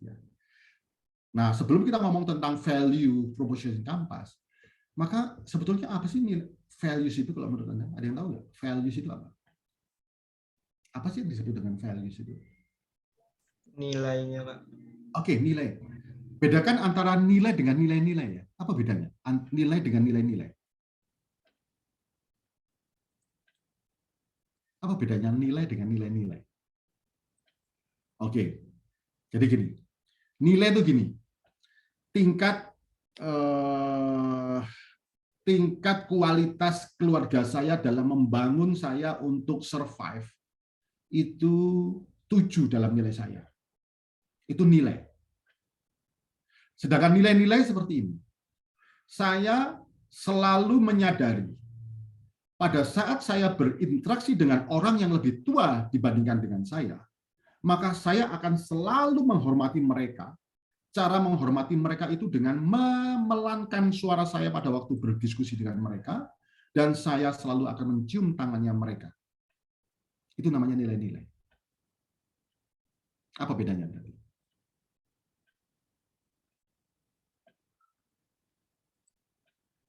Yang pertama adalah nilai-nilai itu sebuah konsep berperilaku yang dipahami dan dijadikan sebagai belief bagi seseorang, itu namanya nilai-nilai. Tetapi values adalah merupakan angka yang secara absolut menentukan positioning bahwa sesuatu itu ada pada level di mana, itu yang pertama. Tetapi yang kita bahas tentang value di sini adalah perbandingan sebetulnya. Karena kita bicara tentang value proposition tadi ya, maka value di sini adalah perbandingan antara perceived quality dengan perceived risk, itu namanya values. Maka apabila perbandingan antara nilai-nilai kualitas itu lebih tinggi dibandingkan dengan nilai-nilai resikonya, maka seseorang akan memutuskan. Jadi misalnya gini, misalnya Putri mau belanja, mau membeli alat-alat atau perlengkapan di kamar mandinya lah. Kemudian di depan rumahnya itu ada Alfa dan ada Indomaret, biasalah Alfa dan Indomaret itu kan selalu berdampingan. Nah, barang-barang yang dibeli itu ada di etalasenya mereka atau ada di pikirannya Putri? Ada di pikirannya Putri. Etalase itu hanya menyimpan, tetapi bukan sebagai dasar untuk mempengaruhi Putri untuk mengambil keputusan mau beli apa. Mau beli sabun Lifebuoy misalnya, mau beli pemutih apa tuh? Pemutih apa? Citra gitu ya. Mau beli odol Pepsodent gitu ya. Kemudian Listerine untuk apa namanya? Cairan kumur misalnya. Sudah ada di dalam pikirannya Putri. Tetapi mau beli di mana? Di Alfa atau di Indomaret, maka ini bicara tentang values. Maka Putri akan membandingkan di antara alpha dan values itu, mana yang memberikan benefit paling tinggi buat dia, maka dia akan memilih. Nah, variabel benefit menurut Putri itu bisa bermacam-macam. Satu, harga. Oh, di alpha lebih murah tuh dibandingkan dengan di Indomaret. Oh, di alpha itu nyusun etalasenya lebih gampang dan mudah dicari dibandingkan Indomaret. Oh, tetapi Indomaret itu lebih ramah sih dibandingkan dengan orang-orang di Alfa. Dia bikin scoring card tuh. Oh, ini bagus, ini jelek, ini dan sebagainya. Pada akhirnya scoring card-nya, oh kayaknya yang di situ lah. Maka pada saat akhirnya Putri memutuskan, karena dia membandingkan. Sehingga value itu adalah selisih atau perbandingan. Value itu selisih perbandingan. Sehingga kalau value-nya tinggi, maka kalian akan memutuskan untuk kemudian bersama dengan dia. Kemarin itu sempat apa namanya saya menawari anak saya tuh karena dan kebetulan kan mobilnya mereka juga udah mulai butut gitu ya. Akhirnya pada saat di akhir tahun kemarin itu kita diskusi untuk kemudian mengganti mobilnya dia gitu kan dengan saya melunasinya dan kemudian mereka cicil ke saya gitu agar tidak terbelenggu dengan hutang leasing gitu. Nah, akhirnya kita memutuskan untuk membeli salah satu tipe dari salah satu merek otomotif. Tipe ini termasuk tipe yang termahal di segmennya. Untuk kelas SUV itu paling mahal. Yang lainnya tuh harganya 260 juta, dia harganya hampir 350 juta itu. Bedanya udah sampai 50 jutaan gitu. Tetapi pada waktu itu diperbandingkan, nilai mahalnya itu relatif. Jadi mahal itu relatif karena apa? Karena values-nya relatif lebih tinggi. Bahkan karena nilainya lebih mahal dibandingkan dengan harga-harga sejenisnya, itu menjadi advantage. Ini mobil ini lebih mahal loh ya. Sehingga kelasnya itu harusnya di atasnya tipe-tipe yang lainnya. Kemudian teknologi yang dipakai itu teknologi yang terbaru. Dan kemudian mesinnya diganti dengan mesin dengan standar terbaru dari SOHC kemudian berubah ke DOHC. Otomatis dengan nilai yang dilihat dari nilai beli sebelumnya dengan yang baru, itu memang kenaikannya menjadi lebih tinggi. Dan kemudian di-compare dengan tipe-tipe yang sejenis dengan itu, maka relatif itu menjadi lebih tinggi, walaupun harganya lebih tinggi. Maka urusan harga itu tidak menjadi dasar keputusan satu-satunya. Karena ada variabel-variabel yang lainnya, yang itu membuat nilai-nilai yang kemudian kita persepsikan itu menjadi lebih tinggi, dan akibatnya, oke, nggak apa-apa, bayar sedikit lebih mahal, nggak apa-apa, dan kemudian kita putuskan untuk membeli tipe mobil itu. Itu tentang value. Nah, sehingga Alexander ini kemudian membuat namanya Value Proposition Canvas. Dan Value Proposition Canvas itu sebetulnya membantu di dalam menghubungkan antara perspektif yang ada di pelanggan dengan perspektif yang ada di Anda sebagai provider yang memberikan solusi terhadap apa yang dirasakan oleh pelanggan. Jadi yang ada di pelanggan itu yang berwarna terang, kemudian di kita atau sebagai service provider itu yang berwarna hijau. Berwarna apa tuh? krep merah muda dan warna hijau. Jadi itu perlu gaduh, perlu ketemu tuh, perlu ada satu pertemuan. Satu antara customer jobs dengan product service, sehingga product service itu punya irisan nggak dengan customer job. Customer job itu hal-hal apa? Jadi misalnya tadi saya ngambil contoh Putri. Putri itu sangat concern terhadap urusan-urusan di kamar mandi. Maka segala sesuatunya itu harus ada terencana dan kemudian merek-merek yang dia paling suka. Maka customer job itu. Kenapa? Karena di kamar mandi itu bisa 7 kali dalam satu hari. 7 kali dalam satu hari. Sikat gigi 5 kali, mencuci muka 7 kali, kumur-kumur 4 kali, dan sebagainya. Wah, ini customer job-nya ini agak berbeda nih, sehingga perlu ada solusi. Karena Mbak Putri ini orangnya bersihan banget gitu kan, sehingga perilaku-perilaku yang menjadi job customer itu menjadi sekian banyak, dan itu perlu di-solve. Nah, kemudian di-link-kan, produknya sesuai nggak? Nah, setelah perilaku-perilaku job itu, maka akan ada yang namanya 2, yaitu gain dan pain. Gain-nya apa?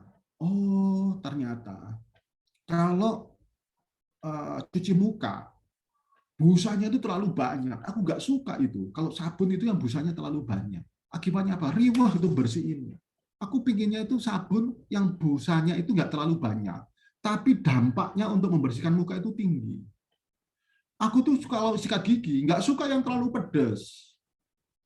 Aku itu kalau sikat gigi nggak suka yang terlalu gede ukurannya. Aku suka yang kecil-kecil aja. Sehingga itu kalau nanti aku keluar kota, aku pergi, aku nggak perlu harus beli baru lagi. Yang ada di kamar mandi aja aku masukin ke dalam pons dan kemudian tak pakai. Jadi aku nggak perlu harus beli double-double. Itu pain-nya. Nah, gain-nya itu hal-hal apa yang diinginkan oleh Mbak Putri? Gain-nya. Berarti apa? Aku ingin sesuatu yang kecil, yang mini, tapi minimalis. Aku ingin yang simple, nggak terlalu banyak busa, tetapi dampaknya kuat. Aku ingin yang rasanya sesuai. Bahkan kalau perlu, sikat gigi yang rasanya apel, karena aku suka buah apel. Dan kadang-kadang aku suka sikat gigi yang rasanya pisang, karena pisang itu juga makanan kesukaanku. Gain-nya adalah mengharapkan ada rasa pasta gigi yang rasanya apel dan pisang. Itu gain-nya. Nah, baru kemudian bagi mereka yang kemudian ingin mensupport ini, kira-kira gain kreator untuk apa yang diharapkan Putri ini kira-kira bisa disupport nggak? Pain reliever-nya tadi, barangnya terlalu gede, kemudian busanya terlalu tinggi, kira-kira ada nggak produk-produk yang itu bisa melakukan? Nah, sehingga proses value proposition canvas ini menjembatani antara customer job yang di dalamnya ada gain dan pains itu bisa dijadikan dalam sebuah produk dan service yang istilahnya adalah tentang pain reliever dan gain kreator. Begitu juga dengan generasi cakap, teman-teman. Setelah tahu siapa yang kemudian menjadi segmen dan target market, maka tentukan kira-kira mereka itu aktivitasnya apa aja sih? Aktivitas mereka yang jadi segmen itu apa saja? Tentukan aja 1, 2, 3, 4, 5, 10, 50 aktivitas-aktivitas itu. Kemudian apa yang menjadi keinginan mereka terhadap aktivitas-aktivitas itu? Tentuin gain-nya apa? Ini. Kemudian pain-nya juga di-generate lagi. Kira-kira apa sih yang itu menjadi kegalauan mereka? Ini. Nah, dari potret mereka itu melalui observasi, asosiasi, questioning, networking, experiencing, gitu kan, dan experimenting itu kemudian didiskusikan di internalnya generasi cakap untuk kira-kira produk service apa yang itu bisa menjembatani mereka, dan kira-kira kreasi-kreasi dalam mencapai apa yang diinginkan itu apa saja, dan kemudian aktivitas-aktivitas apa yang itu bisa membantu menurunkan pain-nya mereka. Kalau itu ketemu, teman-teman, maka attractiveness-nya itu menjadi sangat besar untuk kemudian bisa membantu anak-anak muda itu yang ada di dalam jalur segmen yang Anda akan pedulikan. Ini sebetulnya dasar dari value proposition canvas dan business model canvas itu untuk kemudian mempertemukan customer profile map itu dengan value map. Jadi ketemu di situ. Sebetulnya esensinya itu begitu. Nah, sehingga dengan Anda tahu tentang customer segment dan kemudian value proposition-nya seperti apa, dan bahkan Anda bisa mengetahui value customer customer value map-nya dan kemudian service values-nya seperti apa, maka pemahaman aktivitas atau strategi itu menjadi sangat kuat. Karena memang strategi sesuatu yang unik dan memiliki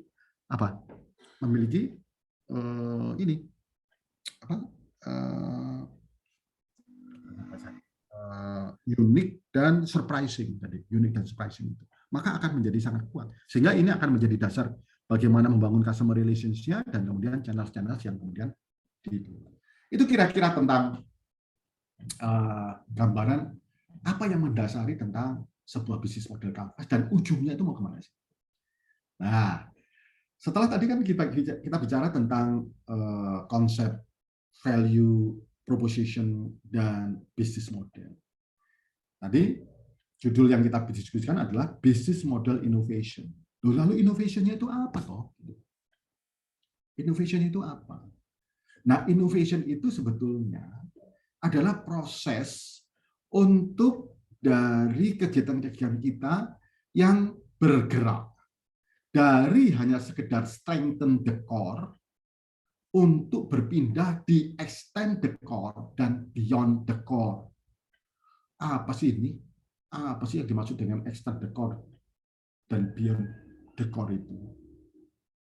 Jadi kalau teman-teman belajar dari konsepnya McKinsey itu mendefine yang namanya the three horizon strategy. Bahwa sebuah organisasi itu pada saat menjalankan fungsi dan peranan bisnisnya saat ini sudah harus perlu atau mesti harus kudu wajib gitu.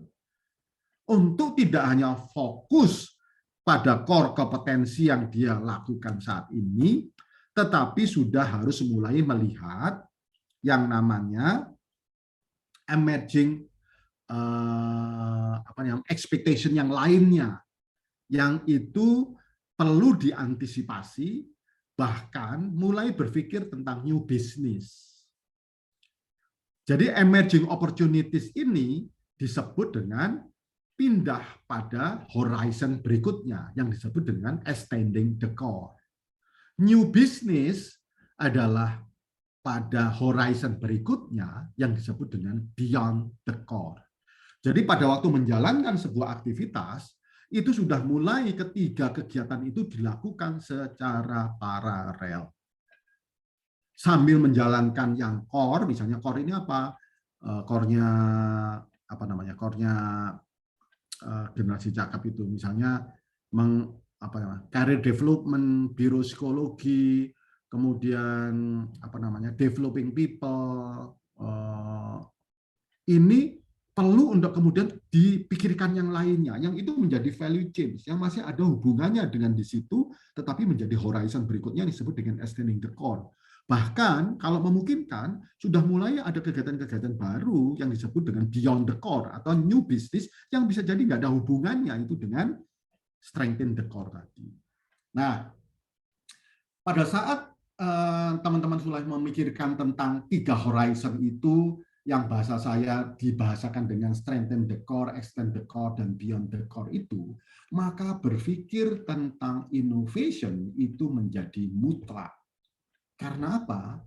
Karena inovasi itu adalah yang dibutuhkan dalam rangka berimplementasi dalam produk jasa untuk menguatkan strengthen the core, bahkan extend the core maupun beyond the core. Dengan cara seperti apa?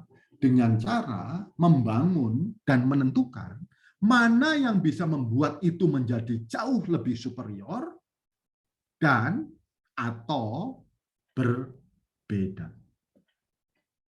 Jadi kalau superior itu gimana sih? Oh, generasi cakap semakin diminati karena memberikan dampak positif yang instan kepada mereka-mereka yang anak-anak muda itu.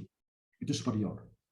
Different apa? Memiliki satu kegiatan-kegiatan yang unik dan belum ada di organisasi-organisasi serupa yang kemudian itu dilakukan dan dijalankan oleh teman-teman yang lainnya. Maka apa yang kemudian dilakukan dalam proses inovasi itu hanya dua ini, menjadi superior atau menjadi berbeda, atau menjadi superior dan berbeda. Kalau tidak bisa satu-satunya, nggak bisa dua-duanya, maka bisa menjadi salah satu. Sehingga dari sini teman-teman bisa membedakan apa sih bedanya antara innovation itu dengan apa namanya Kaizen. Kaizen itu apa ya? Improvement. Apa bedanya inovasi dengan improvement? Kalau improvement itu sekedar hanya untuk bisnis ini jalan, kalau inovasi untuk membuat bisnis itu sustain. Jalan dan sustain itu beda. Karena inovasi itu adalah gabungan dari sesuatu yang diciptakan menghasilkan nilai tambah dan diminati, dibutuhkan oleh pelanggan. Itu namanya inovasi. Jadi pelanggannya siapa? Ya tadi anak-anak muda tadi. Jadi kalau tidak dibutuhkan oleh mereka berarti tidak berinovasi. Sehingga yang namanya inovasi itu bicara tentang ada dibutuhkan oleh pelanggan dan mereka berani untuk kemudian mengambil resiko dengan apa? Membelinya, mengeluarkan tenaganya, menghabiskan waktunya untuk bersama-sama dengan Anda. Itu namanya apa namanya? Kebutuhan yang kemudian dilakukan oleh pelanggan dan itu memiliki nilai tambah, maka itu namanya inovasi. Sedangkan kreatif itu hanya menciptakan sesuatu yang baru dan berbeda, perkara ada manfaat atau tidak itu namanya bukan itu, maka itu namanya kreatif. Sedangkan inovasi itu lebih dari sekedar itu. Nah dari situ kita jahit nih business model innovation itu bagaimana? Ya berarti apa yang menjadi pemahaman kita dalam melihat customer, dalam segmen dan targetnya, yang kemudian di-align-kan kepada nilai-nilai unik atau uniqueness value proposition dalam membangun atraktifnya mereka melalui channels dan relationship kind of thing untuk kemudian berinteraksi dengan mereka melalui segala internal business process yang kemudian menjembatani tentang cost dan benefit kepada mereka dalam rangka apa? Dalam rangka kegiatan yang kita lakukan itu menjadi sesuatu yang superior dan berbeda yang membangun kredibilitas dari brand awareness dari generasi cakap itu secara keseluruhan seperti apa. Jadi itu mungkin bahasan singkat saya tentang topik diskusi kita pagi hari ini, sehingga itu bisa memberikan gambaran. Nah, untuk itu kita bisa teruskan untuk kemudian diskusi dan atau ada pertanyaan-pertanyaan tertentu. Tanya jawab ya Pak ya. Nah, saya kasih gambaran tips teman-teman. Pada waktu seseorang bertanya, itu ada tiga kelompok orang bertanya. Apa aja tuh Pak? Yang pertama itu dia bertanya dalam rangka menggali informasi lebih dalam. Jadi misalnya, Pak, tadi kan bicara tentang bisnis model. Apakah bisnis model itu selalu berhubungan dengan bisnis? Nah, itu pertanyaan untuk menggali informasi lebih dalam. Untuk mendapatkan tambahan informasi atas gambaran yang kemudian kita lakukan. Itu pertanyaan dalam rangka mendapatkan informasi tambahan atau menggali informasi lebih jauh untuk menguatkan informasi yang sebelumnya. Itu pertanyaan-pertanyaan pada level yang pertama. Lalu yang kedua adalah pertanyaan yang menunjukkan bahwa Anda menguasai apa yang kemudian Anda tanyakan. Pak, tadi di dalam konteks bisnis model Canvas, itu kan menguatkan dalam satu pembentukan strategi. Dan di dalam satu strategik itu kan biasanya ada satu ukuran-ukuran yang kemudian dibuat oleh siapapun yang menjalankan strategik itu dalam parameter-parameter tertentu. Bisa jadi bentuknya menggunakan bridges concept ataupun balance scorecard. Nah, apa Pak hubungannya antara balance scorecard itu dengan bisnis model Canvas? Itu pertanyaannya menunjukkan bahwa Anda menguasai apa yang Anda tanyakan. Itu kategori yang kedua pada waktu Anda bertanya. Lalu ada yang pertanyaan ketiga, Pak, bisnis model Canvas itu kok sulit ya Pak? Apa enggak pakai cara yang sederhana aja, yang penting organisasinya itu jalan? Atau ada pertanyaan begini, Pak, kalau sampel atau cilok itu kenapa kok dijualnya di Jakarta itu lebih murah dibandingkan di Bandung ya Pak? Nah itu pertanyaan yang ketiga itu adalah pertanyaan yang masuk dalam jaka sembung bawa golok. Gitu. Jadi pertanyaan-pertanyaan yang membuat Anda nggak nyambung gitu dengan apa yang ada di dalam konteks itu. Nah saya harapkan pada waktu nanti Anda berinteraksi dengan apapun pada waktu bertanya, Anda manfaatkan dua pertanyaan di depan. Jadi kenapa kok bisa nyambung? Karena Anda mengikuti prosesnya. Dan seringkali orang itu dianggap ada, bukan with or without you. With or without you itu lagunya YouTube tuh Mbak. With or without you, with or without you. Gitu. Kalau saya genre band itu genre tahun 70-an lah ya. Tahunnya Bapak. Apa namanya, Deep Purple kayak gitu-gitulah. Yes itu. Jadi tapi anak saya itu udah mulai di mobil itu muternya lagu-lagu itu Mbak. Jadi kayaknya mulai ngikutin apa kebiasaan bapaknya tuh untuk muter. Jadi apa namanya agak cadas gitu gaya-gaya gitu. Nah itu kira-kira dalam proses bertanya. Karena pada waktu Anda nanti berinteraksi dengan environment, maka Anda dinilai. Teman-teman dinilai sejauh mana Anda berpartisipasi. Jadi ada 3 perilaku yang harus Anda jadikan sebagai rujukan pada waktu Anda menjadi seorang generasi yang cakap gitu ya. Yang pertama, bahwa Anda selalu berpikir positif. Ada kata positif. Anda melihat dari segala sesuatu aspeknya adalah aspek positif. Lalu yang kedua, setelah Anda berpikir tentang sesuatu yang positif, maka Anda harus selalu produktif. Produktif itu apa? Pada waktu di dalam meeting, Anda terlibat, Anda ada. Anda bukan hanya sebagai pupuk bawang. Pupuk bawang itu hanya pelaku penggembira. Yang penting ada, walaupun walaupun nggak dilihat, nggak didengar, nggak dikenal, nggak apa-apa. Oh, nggak bisa. Kalau saya meeting, saya harus dikenal. Kenapa? Saya punya produktivitas di dalam kegiatan meeting itu. Apa sih produktivitas dalam meeting itu? Ya berinteraksi di dalam meeting. Lalu yang ketiga adalah kontributif. Positif, produktif, dan kontributif. Kontributif itu apa? Kontributif itu berbagi. Ada untuk kemudian Anda mengeluarkan potensi Anda untuk kemudian bermanfaat bagi orang lain. Itu namanya kontributif.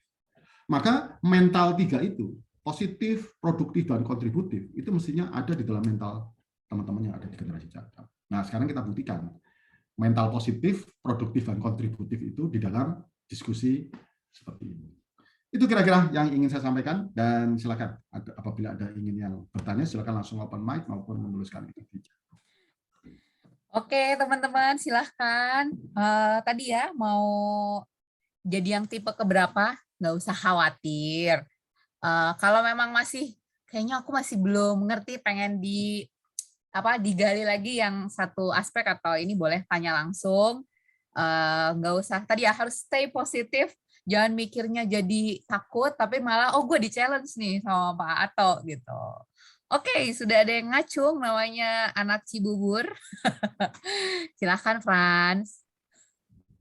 Ya, silakan, Franciscus. Halo, selamat siang Pak Ato. Ya. Ya, perkenalkan saya Frans. Sebelumnya terima kasih banget atas materi yang telah diperlihatkan. Ini advance banget ya buat saya, dan saya yakin juga buat teman-teman. Benar banget kata Bapak, ini levelnya level dewa. Nah, yang mau saya tanya di sini adalah Pak, jika suatu inovasi itu berjalan dengan baik dan bahkan melampaui ekspektasi, karena saya itu percaya sesuatu itu nggak selalu di atas. Nah, pertanyaannya adalah bagaimana cara mengelola mental untuk tidak terlena atau tidak di zona nyaman begitu? Karena kan kalau sudah di atas, enak nih. Gimana tuh Pak cara mengelola mentalnya? Terima kasih. Ya, oke, thank you Frans.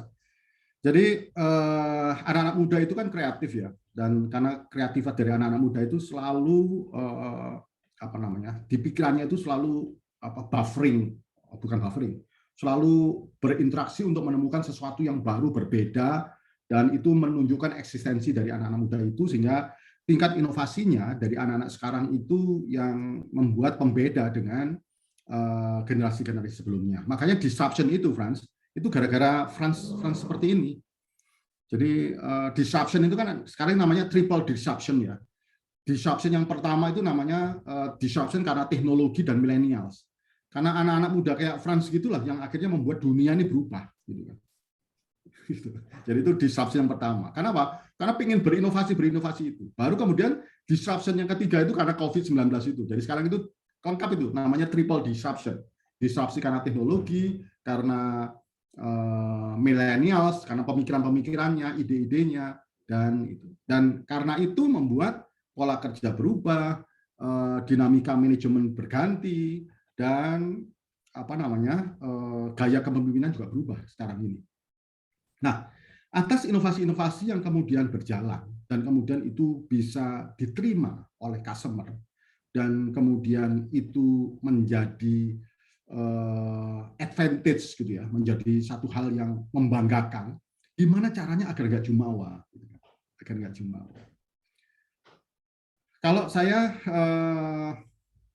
orang menjadi jumawa itu menurut saya karena dia nggak bersyukur. Itu yang pertama.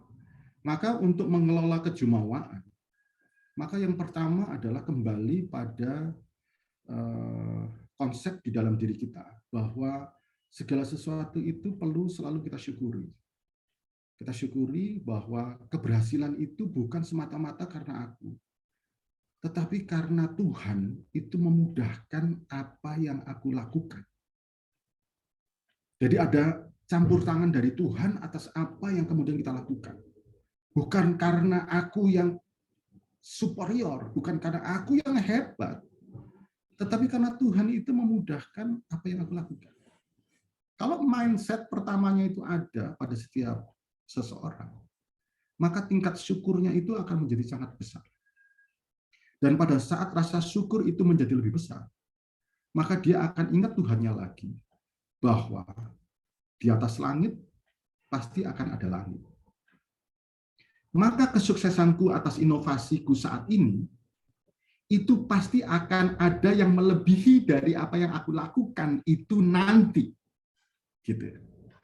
Bukan aku yang satu-satunya membuat kesuksesan atas apa yang aku lakukan hari ini dan saat ini. Tetapi saya selalu akan punya kesadaran bahwa ada langit di atas langit yang itu nanti akan menghancurkan kesuksesanku hari ini.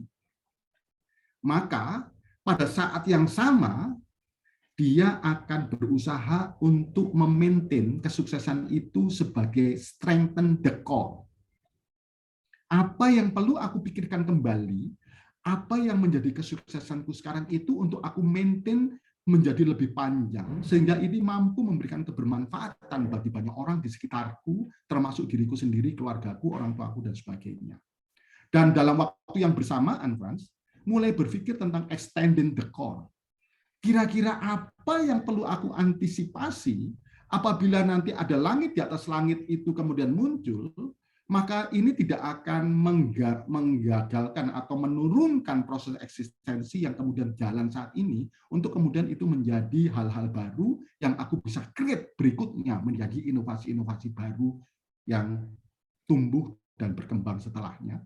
Dan bahkan kalau itu ternyata memungkinkan, mulai berpikir tentang beyond the core.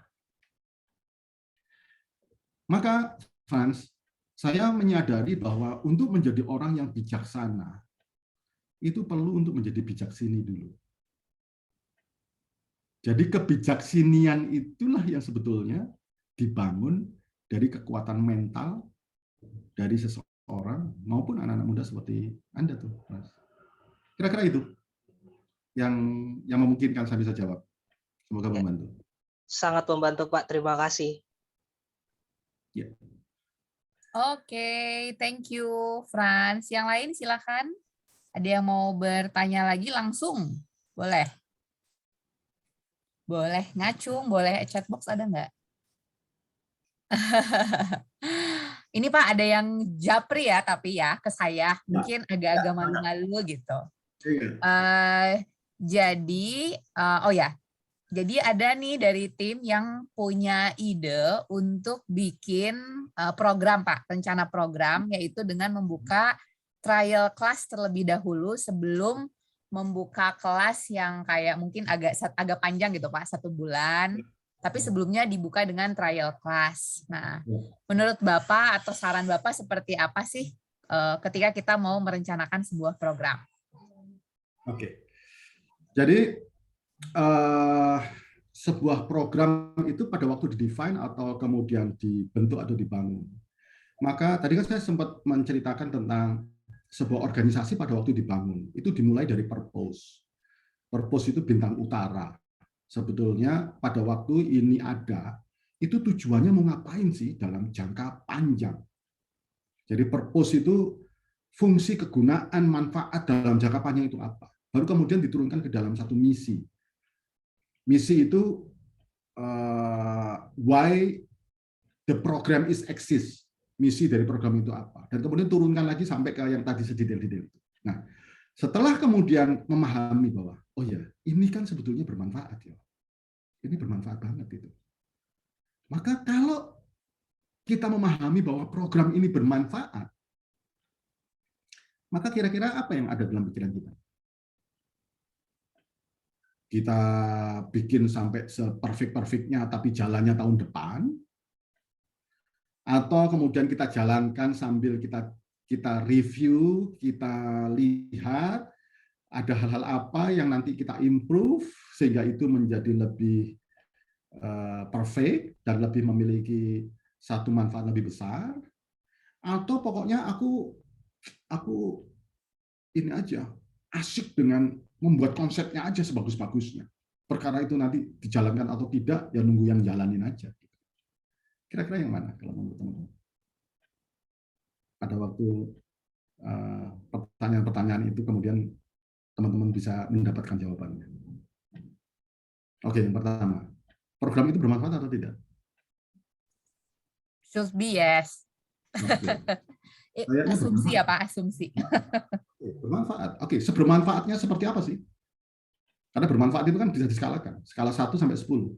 Kalau bermanfaatnya cuma skala 2, effortnya gede, sayang banget. Tapi ini kebermanfaatnya 9 loh dari 10.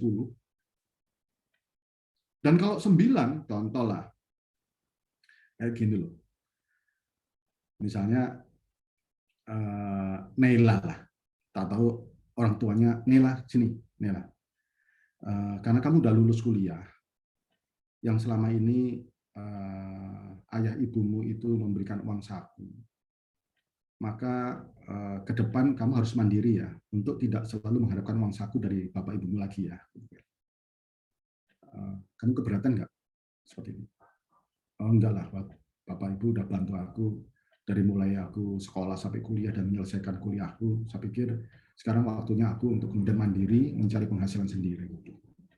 Ya paling aku tolong dibantu lah, Pak, kalau akhirnya dalam beberapa kebutuhan itu aku masih repotin. Tetapi dalam urusan-urusan uang saku harian sebaiknya udah nggak perlu lah. Aku harus mencoba untuk survive dan mencarikan itu. Oke, terima kasih Nak, terima kasih Naila. Tapi gini, ayahmu tetap akan membantu kamu, walaupun kedepannya nanti udah nggak ada uang saku. Tapi mulai di bulan depan, aku akan transfer curriculummu 50 juta. Terserah kamu pakai untuk apa. Pada waktu Nela udah tahu ayahnya mau transfer ke rekeningnya 50 juta. Kira-kira Nela itu ingin uang itu segera masuk atau nanti aja? Pada waktu mendengar kabar baik itu. Segera dong, Pak. Maka pada saat teman-teman membuat sebuah program, dan program itu seperti layaknya 50 juta yang akan diberikan ke rekeningnya Nela, ini bermanfaat banget ya? Bermanfaat banget, apalagi Nela waktu itu lagi berpikir tentang bisnis. Alhamdulillah, ini jadi model untuk aku bisnis. Kalau kemarin Pak Atok cerita itu tentang apa namanya artis-artis K-pop, ini kebetulan dangdut di Indonesia ini lagi marak nih.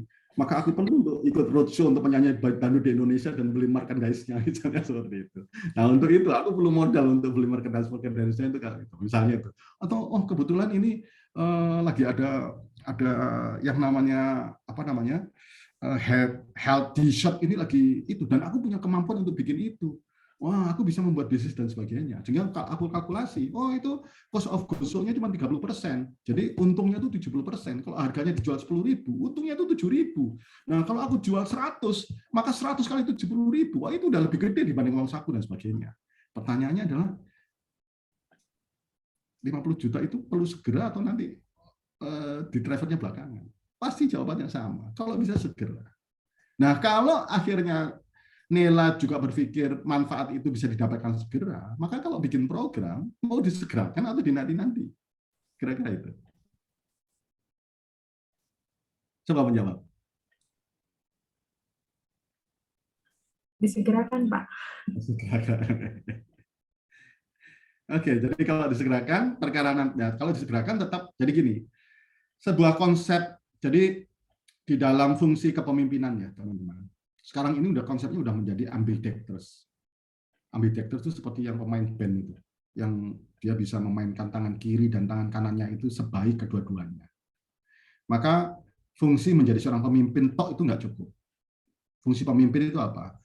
Membangun visi, meng-align-kan tim, meng-encourage tim untuk bersama-sama dalam menjalan atau mencapai visi, kemudian mempengaruhi mereka untuk sejalan dan seiring, memampukan mereka dan memotivasi mereka. Nggak cukup itu. Fungsi itu harus diiringi dengan kemampuan untuk membuat rencana budgeting yang baik, kemudian mengorganize apa yang sudah direncanakan itu, dan melakukan review dan kontrol. Maka Anda harus juga menjadi seorang leader yang punya kemampuan leadership dan managership yang bagus juga, dengan menjalankan sebuah program yang sudah direncanakan, dan mengevaluasi program itu untuk membuat program itu menjadi lebih baik seperti apa. Maka proses controlling dan reviewing itu menjadi salah satu skills yang perlu dibutuhkan juga oleh seorang anak muda seperti Anda. Begitu. Oke, terjawab ya yang tadi nge-chat personal ke saya. Yang lain silakan mau bertanya lagi. Dari kakak-kakak mentor boleh banget loh, ada yang join di sini tadi. Boleh nanya langsung, silakan open mic.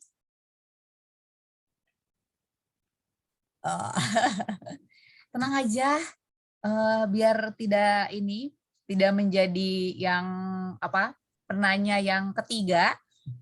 Bisa juga tanyain dari konten ya, dari segi konten mungkin ada yang baru pertama mendengar terus pengen tahu lebih dalam atau mau men-challenge apa yang ada di asumsinya gitu ya, di kepalanya atau pengetahuannya ke praktik yang biasa Pak atau lakukan sendiri seperti apa. Itu boleh banget.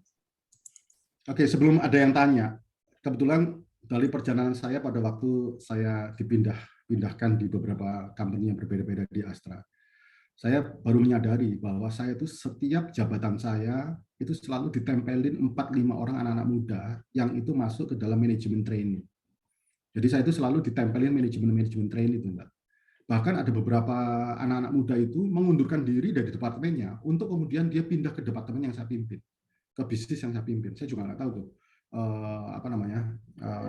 saya pada waktu itu sangat diminati oleh anak-anak muda-muda itu untuk kemudian ingin bersama-sama dengan saya. Satu ketika ada 2 orang MT saya namanya Dani dan Iqbal kalau nggak salah gitu. Dan saya mau cerita tentang sesuatu karena peranan mereka itu membantu saya dalam meningkatkan sebuah layanan di salah satu bisnis unit yang saya pimpin pada waktu itu. Kemudian saya ngobrol sama mereka, Dan sama Iqbal, kalian terakhir makan steak itu di mana? Oh, udah lama Pak. Oke, steak seperti apa yang terenak yang pernah kalian makan? Ternyata 2 anak itu pernah makan steak itu sama. Itu steak yang itu loh, steak yang logonya kuning itu, yang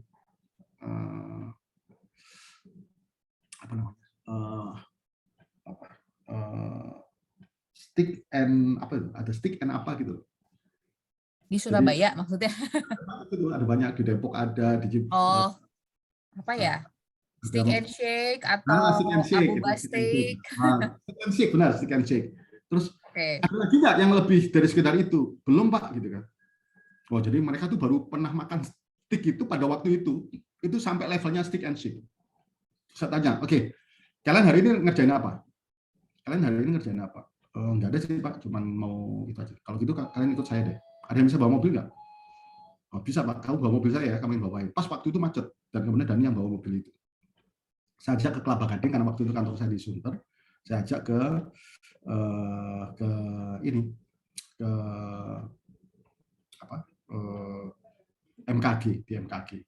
Nah, di MKG itu ada yang namanya Sizzler. Sizzler itu sekarang namanya American Grill. American Grill itu beli satu stick, kemudian bisa all you can eat. Oke, kamu terserah milih stick yang manapun, kamu nggak usah pikirkan harganya, pokoknya saya yang bayarin kamu. Kamu pilih stick yang paling kamu suka gimana. Mau bingung dia, menunya itu dibuka berkali-kali dan sebagainya. Dia pikir, oh harganya kok jauh lebih mahal dibandingkan stick yang dia makan. Pokoknya kamu nggak usah pikirin harga, saya yang bayarin itu. Akhirnya milihlah mereka pada satu stick yang dia suka. Dia suka, dan kemudian sampai hidangan terakhir, dan kemudian kita balik ke kantor. Sampai di kantor, saya suruh mereka bercerita. Oke, saya ingin tahu bagaimana pengalaman kamu makan steak sore ini dibandingkan dengan pengalaman makan steak di Steak and Shake. Oh, dia cerita. Dari situ kemudian saya mencang up itu, melingkan itu tentang sebuah layanan. Dan itu enak banget ngobrol sama anak muda seperti itu. Dan mereka sudah langsung bertransformasi itu mindset-nya tentang layanan mengenai steak yang dia makan sebelumnya itu dengan layanan pada waktu dia makan steak di American Grill pada waktu itu. Dan saya tidak perlu menjelaskan tentang panjang lebar seperti apa yang saya harapkan mereka tentang layanan. Mereka udah ngerti banget. Jadi anak-anak muda itu ternyata paling gampang itu kita ajak experiencing aja. Nah, teman-teman semuanya itu perlu untuk gedein experience. Dan buktinya saya itu ya blessing lah, itu karena saya bersyukur atas apa yang sudah diberikan. Karena saya selalu setuju dengan apa yang saya sampaikan ke Frans itu ya. Bukan karena saya yang superior, karena memang Tuhan Allah itu memudahkan apa yang saya lakukan. Saya pada waktu saya bekerja, itu saya lulusan SMA, teman-teman. Dan pada waktu saya lulusan SMA itu hanya saya lulusan SMA dari sekolah yang terbaik di tempat saya tinggal di kota pada waktu itu. Tapi saya tidak punya pendidikan yang kelasnya S1 dan saya tidak punya pengalaman kerja apa-apa. Sehingga pada waktu saya bekerja di sebuah organisasi yang namanya Modern Photo Film Company pada waktu itu, saya nggak punya modal prestisius apapun. Bahkan saya tidak bangga dengan apa yang terjadi di diri saya. Lulusan SMA, nggak punya pengalaman, kemudian bekerja. Nah, pada waktu itu, gimana saya bisa berprestasi, sedangkan saya nggak punya kemampuan? Maka saya mencoba mencari sesuatu yang saya tidak miliki. Yaitu apa? Saya harus kerja keras. Maka pada waktu itu yang saya hanya bisa lakukan adalah kerja keras, melakukan yang terbaik yang saya mampu untuk lakukan. Dan alhamdulillah ternyata saya mendapatkan banyak hal di situ. Sampai kemudian saya akhirnya pindah ke Astra, dan pada waktu di Astra itu saya kuliah. Dan kemudian saya keluar dari Astra, kemudian saya kuliah lagi. Jadi saya kuliah lagi itu pada waktu usia saya itu 40 sekian gitu, ngambil postgraduate itu setelah 48 tahun lah gitu kan. Jadi melakukan sesuatu itu jauh lebih bermakna dibandingkan dengan bicara tentang teorinya. Itu yang saya pahami. Sehingga kalau ternyata teman-teman memiliki pemahaman yang sama dengan saya, maka inilah yang membedakan bagaimana kita menilai diri kita sendiri dengan orang lain menilai diri kita. Tahu nggak bedanya? Kalau saya menilai diri saya atas apa yang saya pikir saya bisa lakukan. Anda menilai begitu juga nggak? Menilai diri Anda sendiri. Kalau misalnya Frans menilai diri kamu seperti apa? Atau Suciana menilai diri kamu seperti apa? Maka saya menilai diriku adalah aku bisa melakukan apapun. Bisa kan gitu ya? Tetapi orang lain menilai diri Anda sama nggak? Belum tentu. Orang lain menilai diri Anda seperti apa? Orang lain menilai diri. Belum tentu, Pak. Ya, maka gimana caranya orang lain menilai diri kita? Orang lain menilai diri kita itu seperti apa? Bagaimana orang lain menilai diri kita? Dari apa yang kita capai mungkin Pak, seperti achievement gitu misalnya. Oh iya, benar. Biasanya. Jadi orang lain itu menilai diri kita atas apa yang sudah kita lakukan, atas apa yang sudah kita capai. Berarti kontradiktif nggak cara kita menilai diri kita dengan orang lain menilai diri kita? Nah, pertanyaannya, gimana caranya agar cara menilai diri kita dengan cara mereka menilai diri kita itu sama. Gimana caranya? Kalau tadi menilai diri kita, saya mampu atas apa yang bisa saya lakukan. Itu kan cara menilai diri kita kan. Untuk bisa membuat sebuah konsep program di Ganesha kan, oh kecil itu. Untuk kemudian dalam 5 tahun ke depan saya bisa menjadi orang yang berprestasi, oh gampang itu. Untuk kemudian membanggakan kedua orang tuaku, itu hal sepele itu. Itu kan gitu cara menilai diri kita. Cara orang lain menilai diri kita atas apa yang kita lakukan. Nah, gimana caranya agar keduanya itu align? Interaksi Pak, ngobrol. Oke, interaksi. Agar align tuh, agar ketemu. Cara mereka sama, saya juga sama. Gimana caranya? Menyatukan framework mungkin Pak. Oke, Dari gimana caranya menyatukan persepsi. framework? Gimana cara menyatukannya? Dengan berkomunikasi tentang apa yang ingin dicapai, terus mungkin dikomunikasikan goals-nya seperti apa dan nanti rencananya seperti apa. Nah, setelah itu dikomunikasikan, apa yang harus dilakukan lagi? Setelah itu menyusun rencana, kemudian mungkin membagi tugas dari masing-masing orang, kemudian kita lakukan.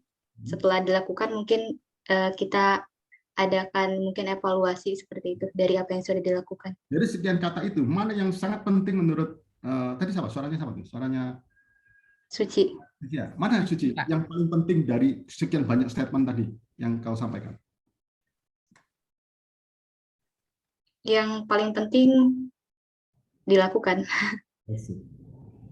Maka caranya, apabila Suciana berpikir bahwa saya mampu, maka lakukan. Selesai. Maka apa yang saya pikir dalam menilai diri saya, dengan apa yang akan dinilai oleh orang lain, insya Allah itu akan sama. Lakukan, lakukan, lakukan. Melalui serangkaian evaluasi yang saya lakukan hari ini akan bertambah kualitasnya dengan yang akan saya lakukan esok hari. Maka proses duit itu kunci keberhasilan dari anak-anak muda seperti Anda semua. Ya, semoga membantu. Siap, thank you Pak Ato. Tuh, teman-teman, generasi muda ini harus kalau misalnya punya ide tadi ya, selain dipersiapkan, juga jangan ragu untuk execute mungkin ya Pak ya, dilakukan, tapi tadi harus ada hitung-hitungan resikonya tadi juga itu harus dicek juga tadi yang saya tangkap seberapa bermanfaat, seberapa effort yang dikeluarkan, dan khususnya buat kalau kita mau bikin bisnis, entah itu bisnis pure atau bisnis sosial, itu juga perlu dilihat attractiveness sama profitabilitasnya juga bisa diperhatikan juga gitu. Oke teman-teman, sebenarnya waktu sudah habis dan tidak ada juga yang bertanya ya kayaknya. Sebelum kita cabut, Pak, menutup ini sesi, kita foto bareng dulu kali ya. Aku stop recording dulu.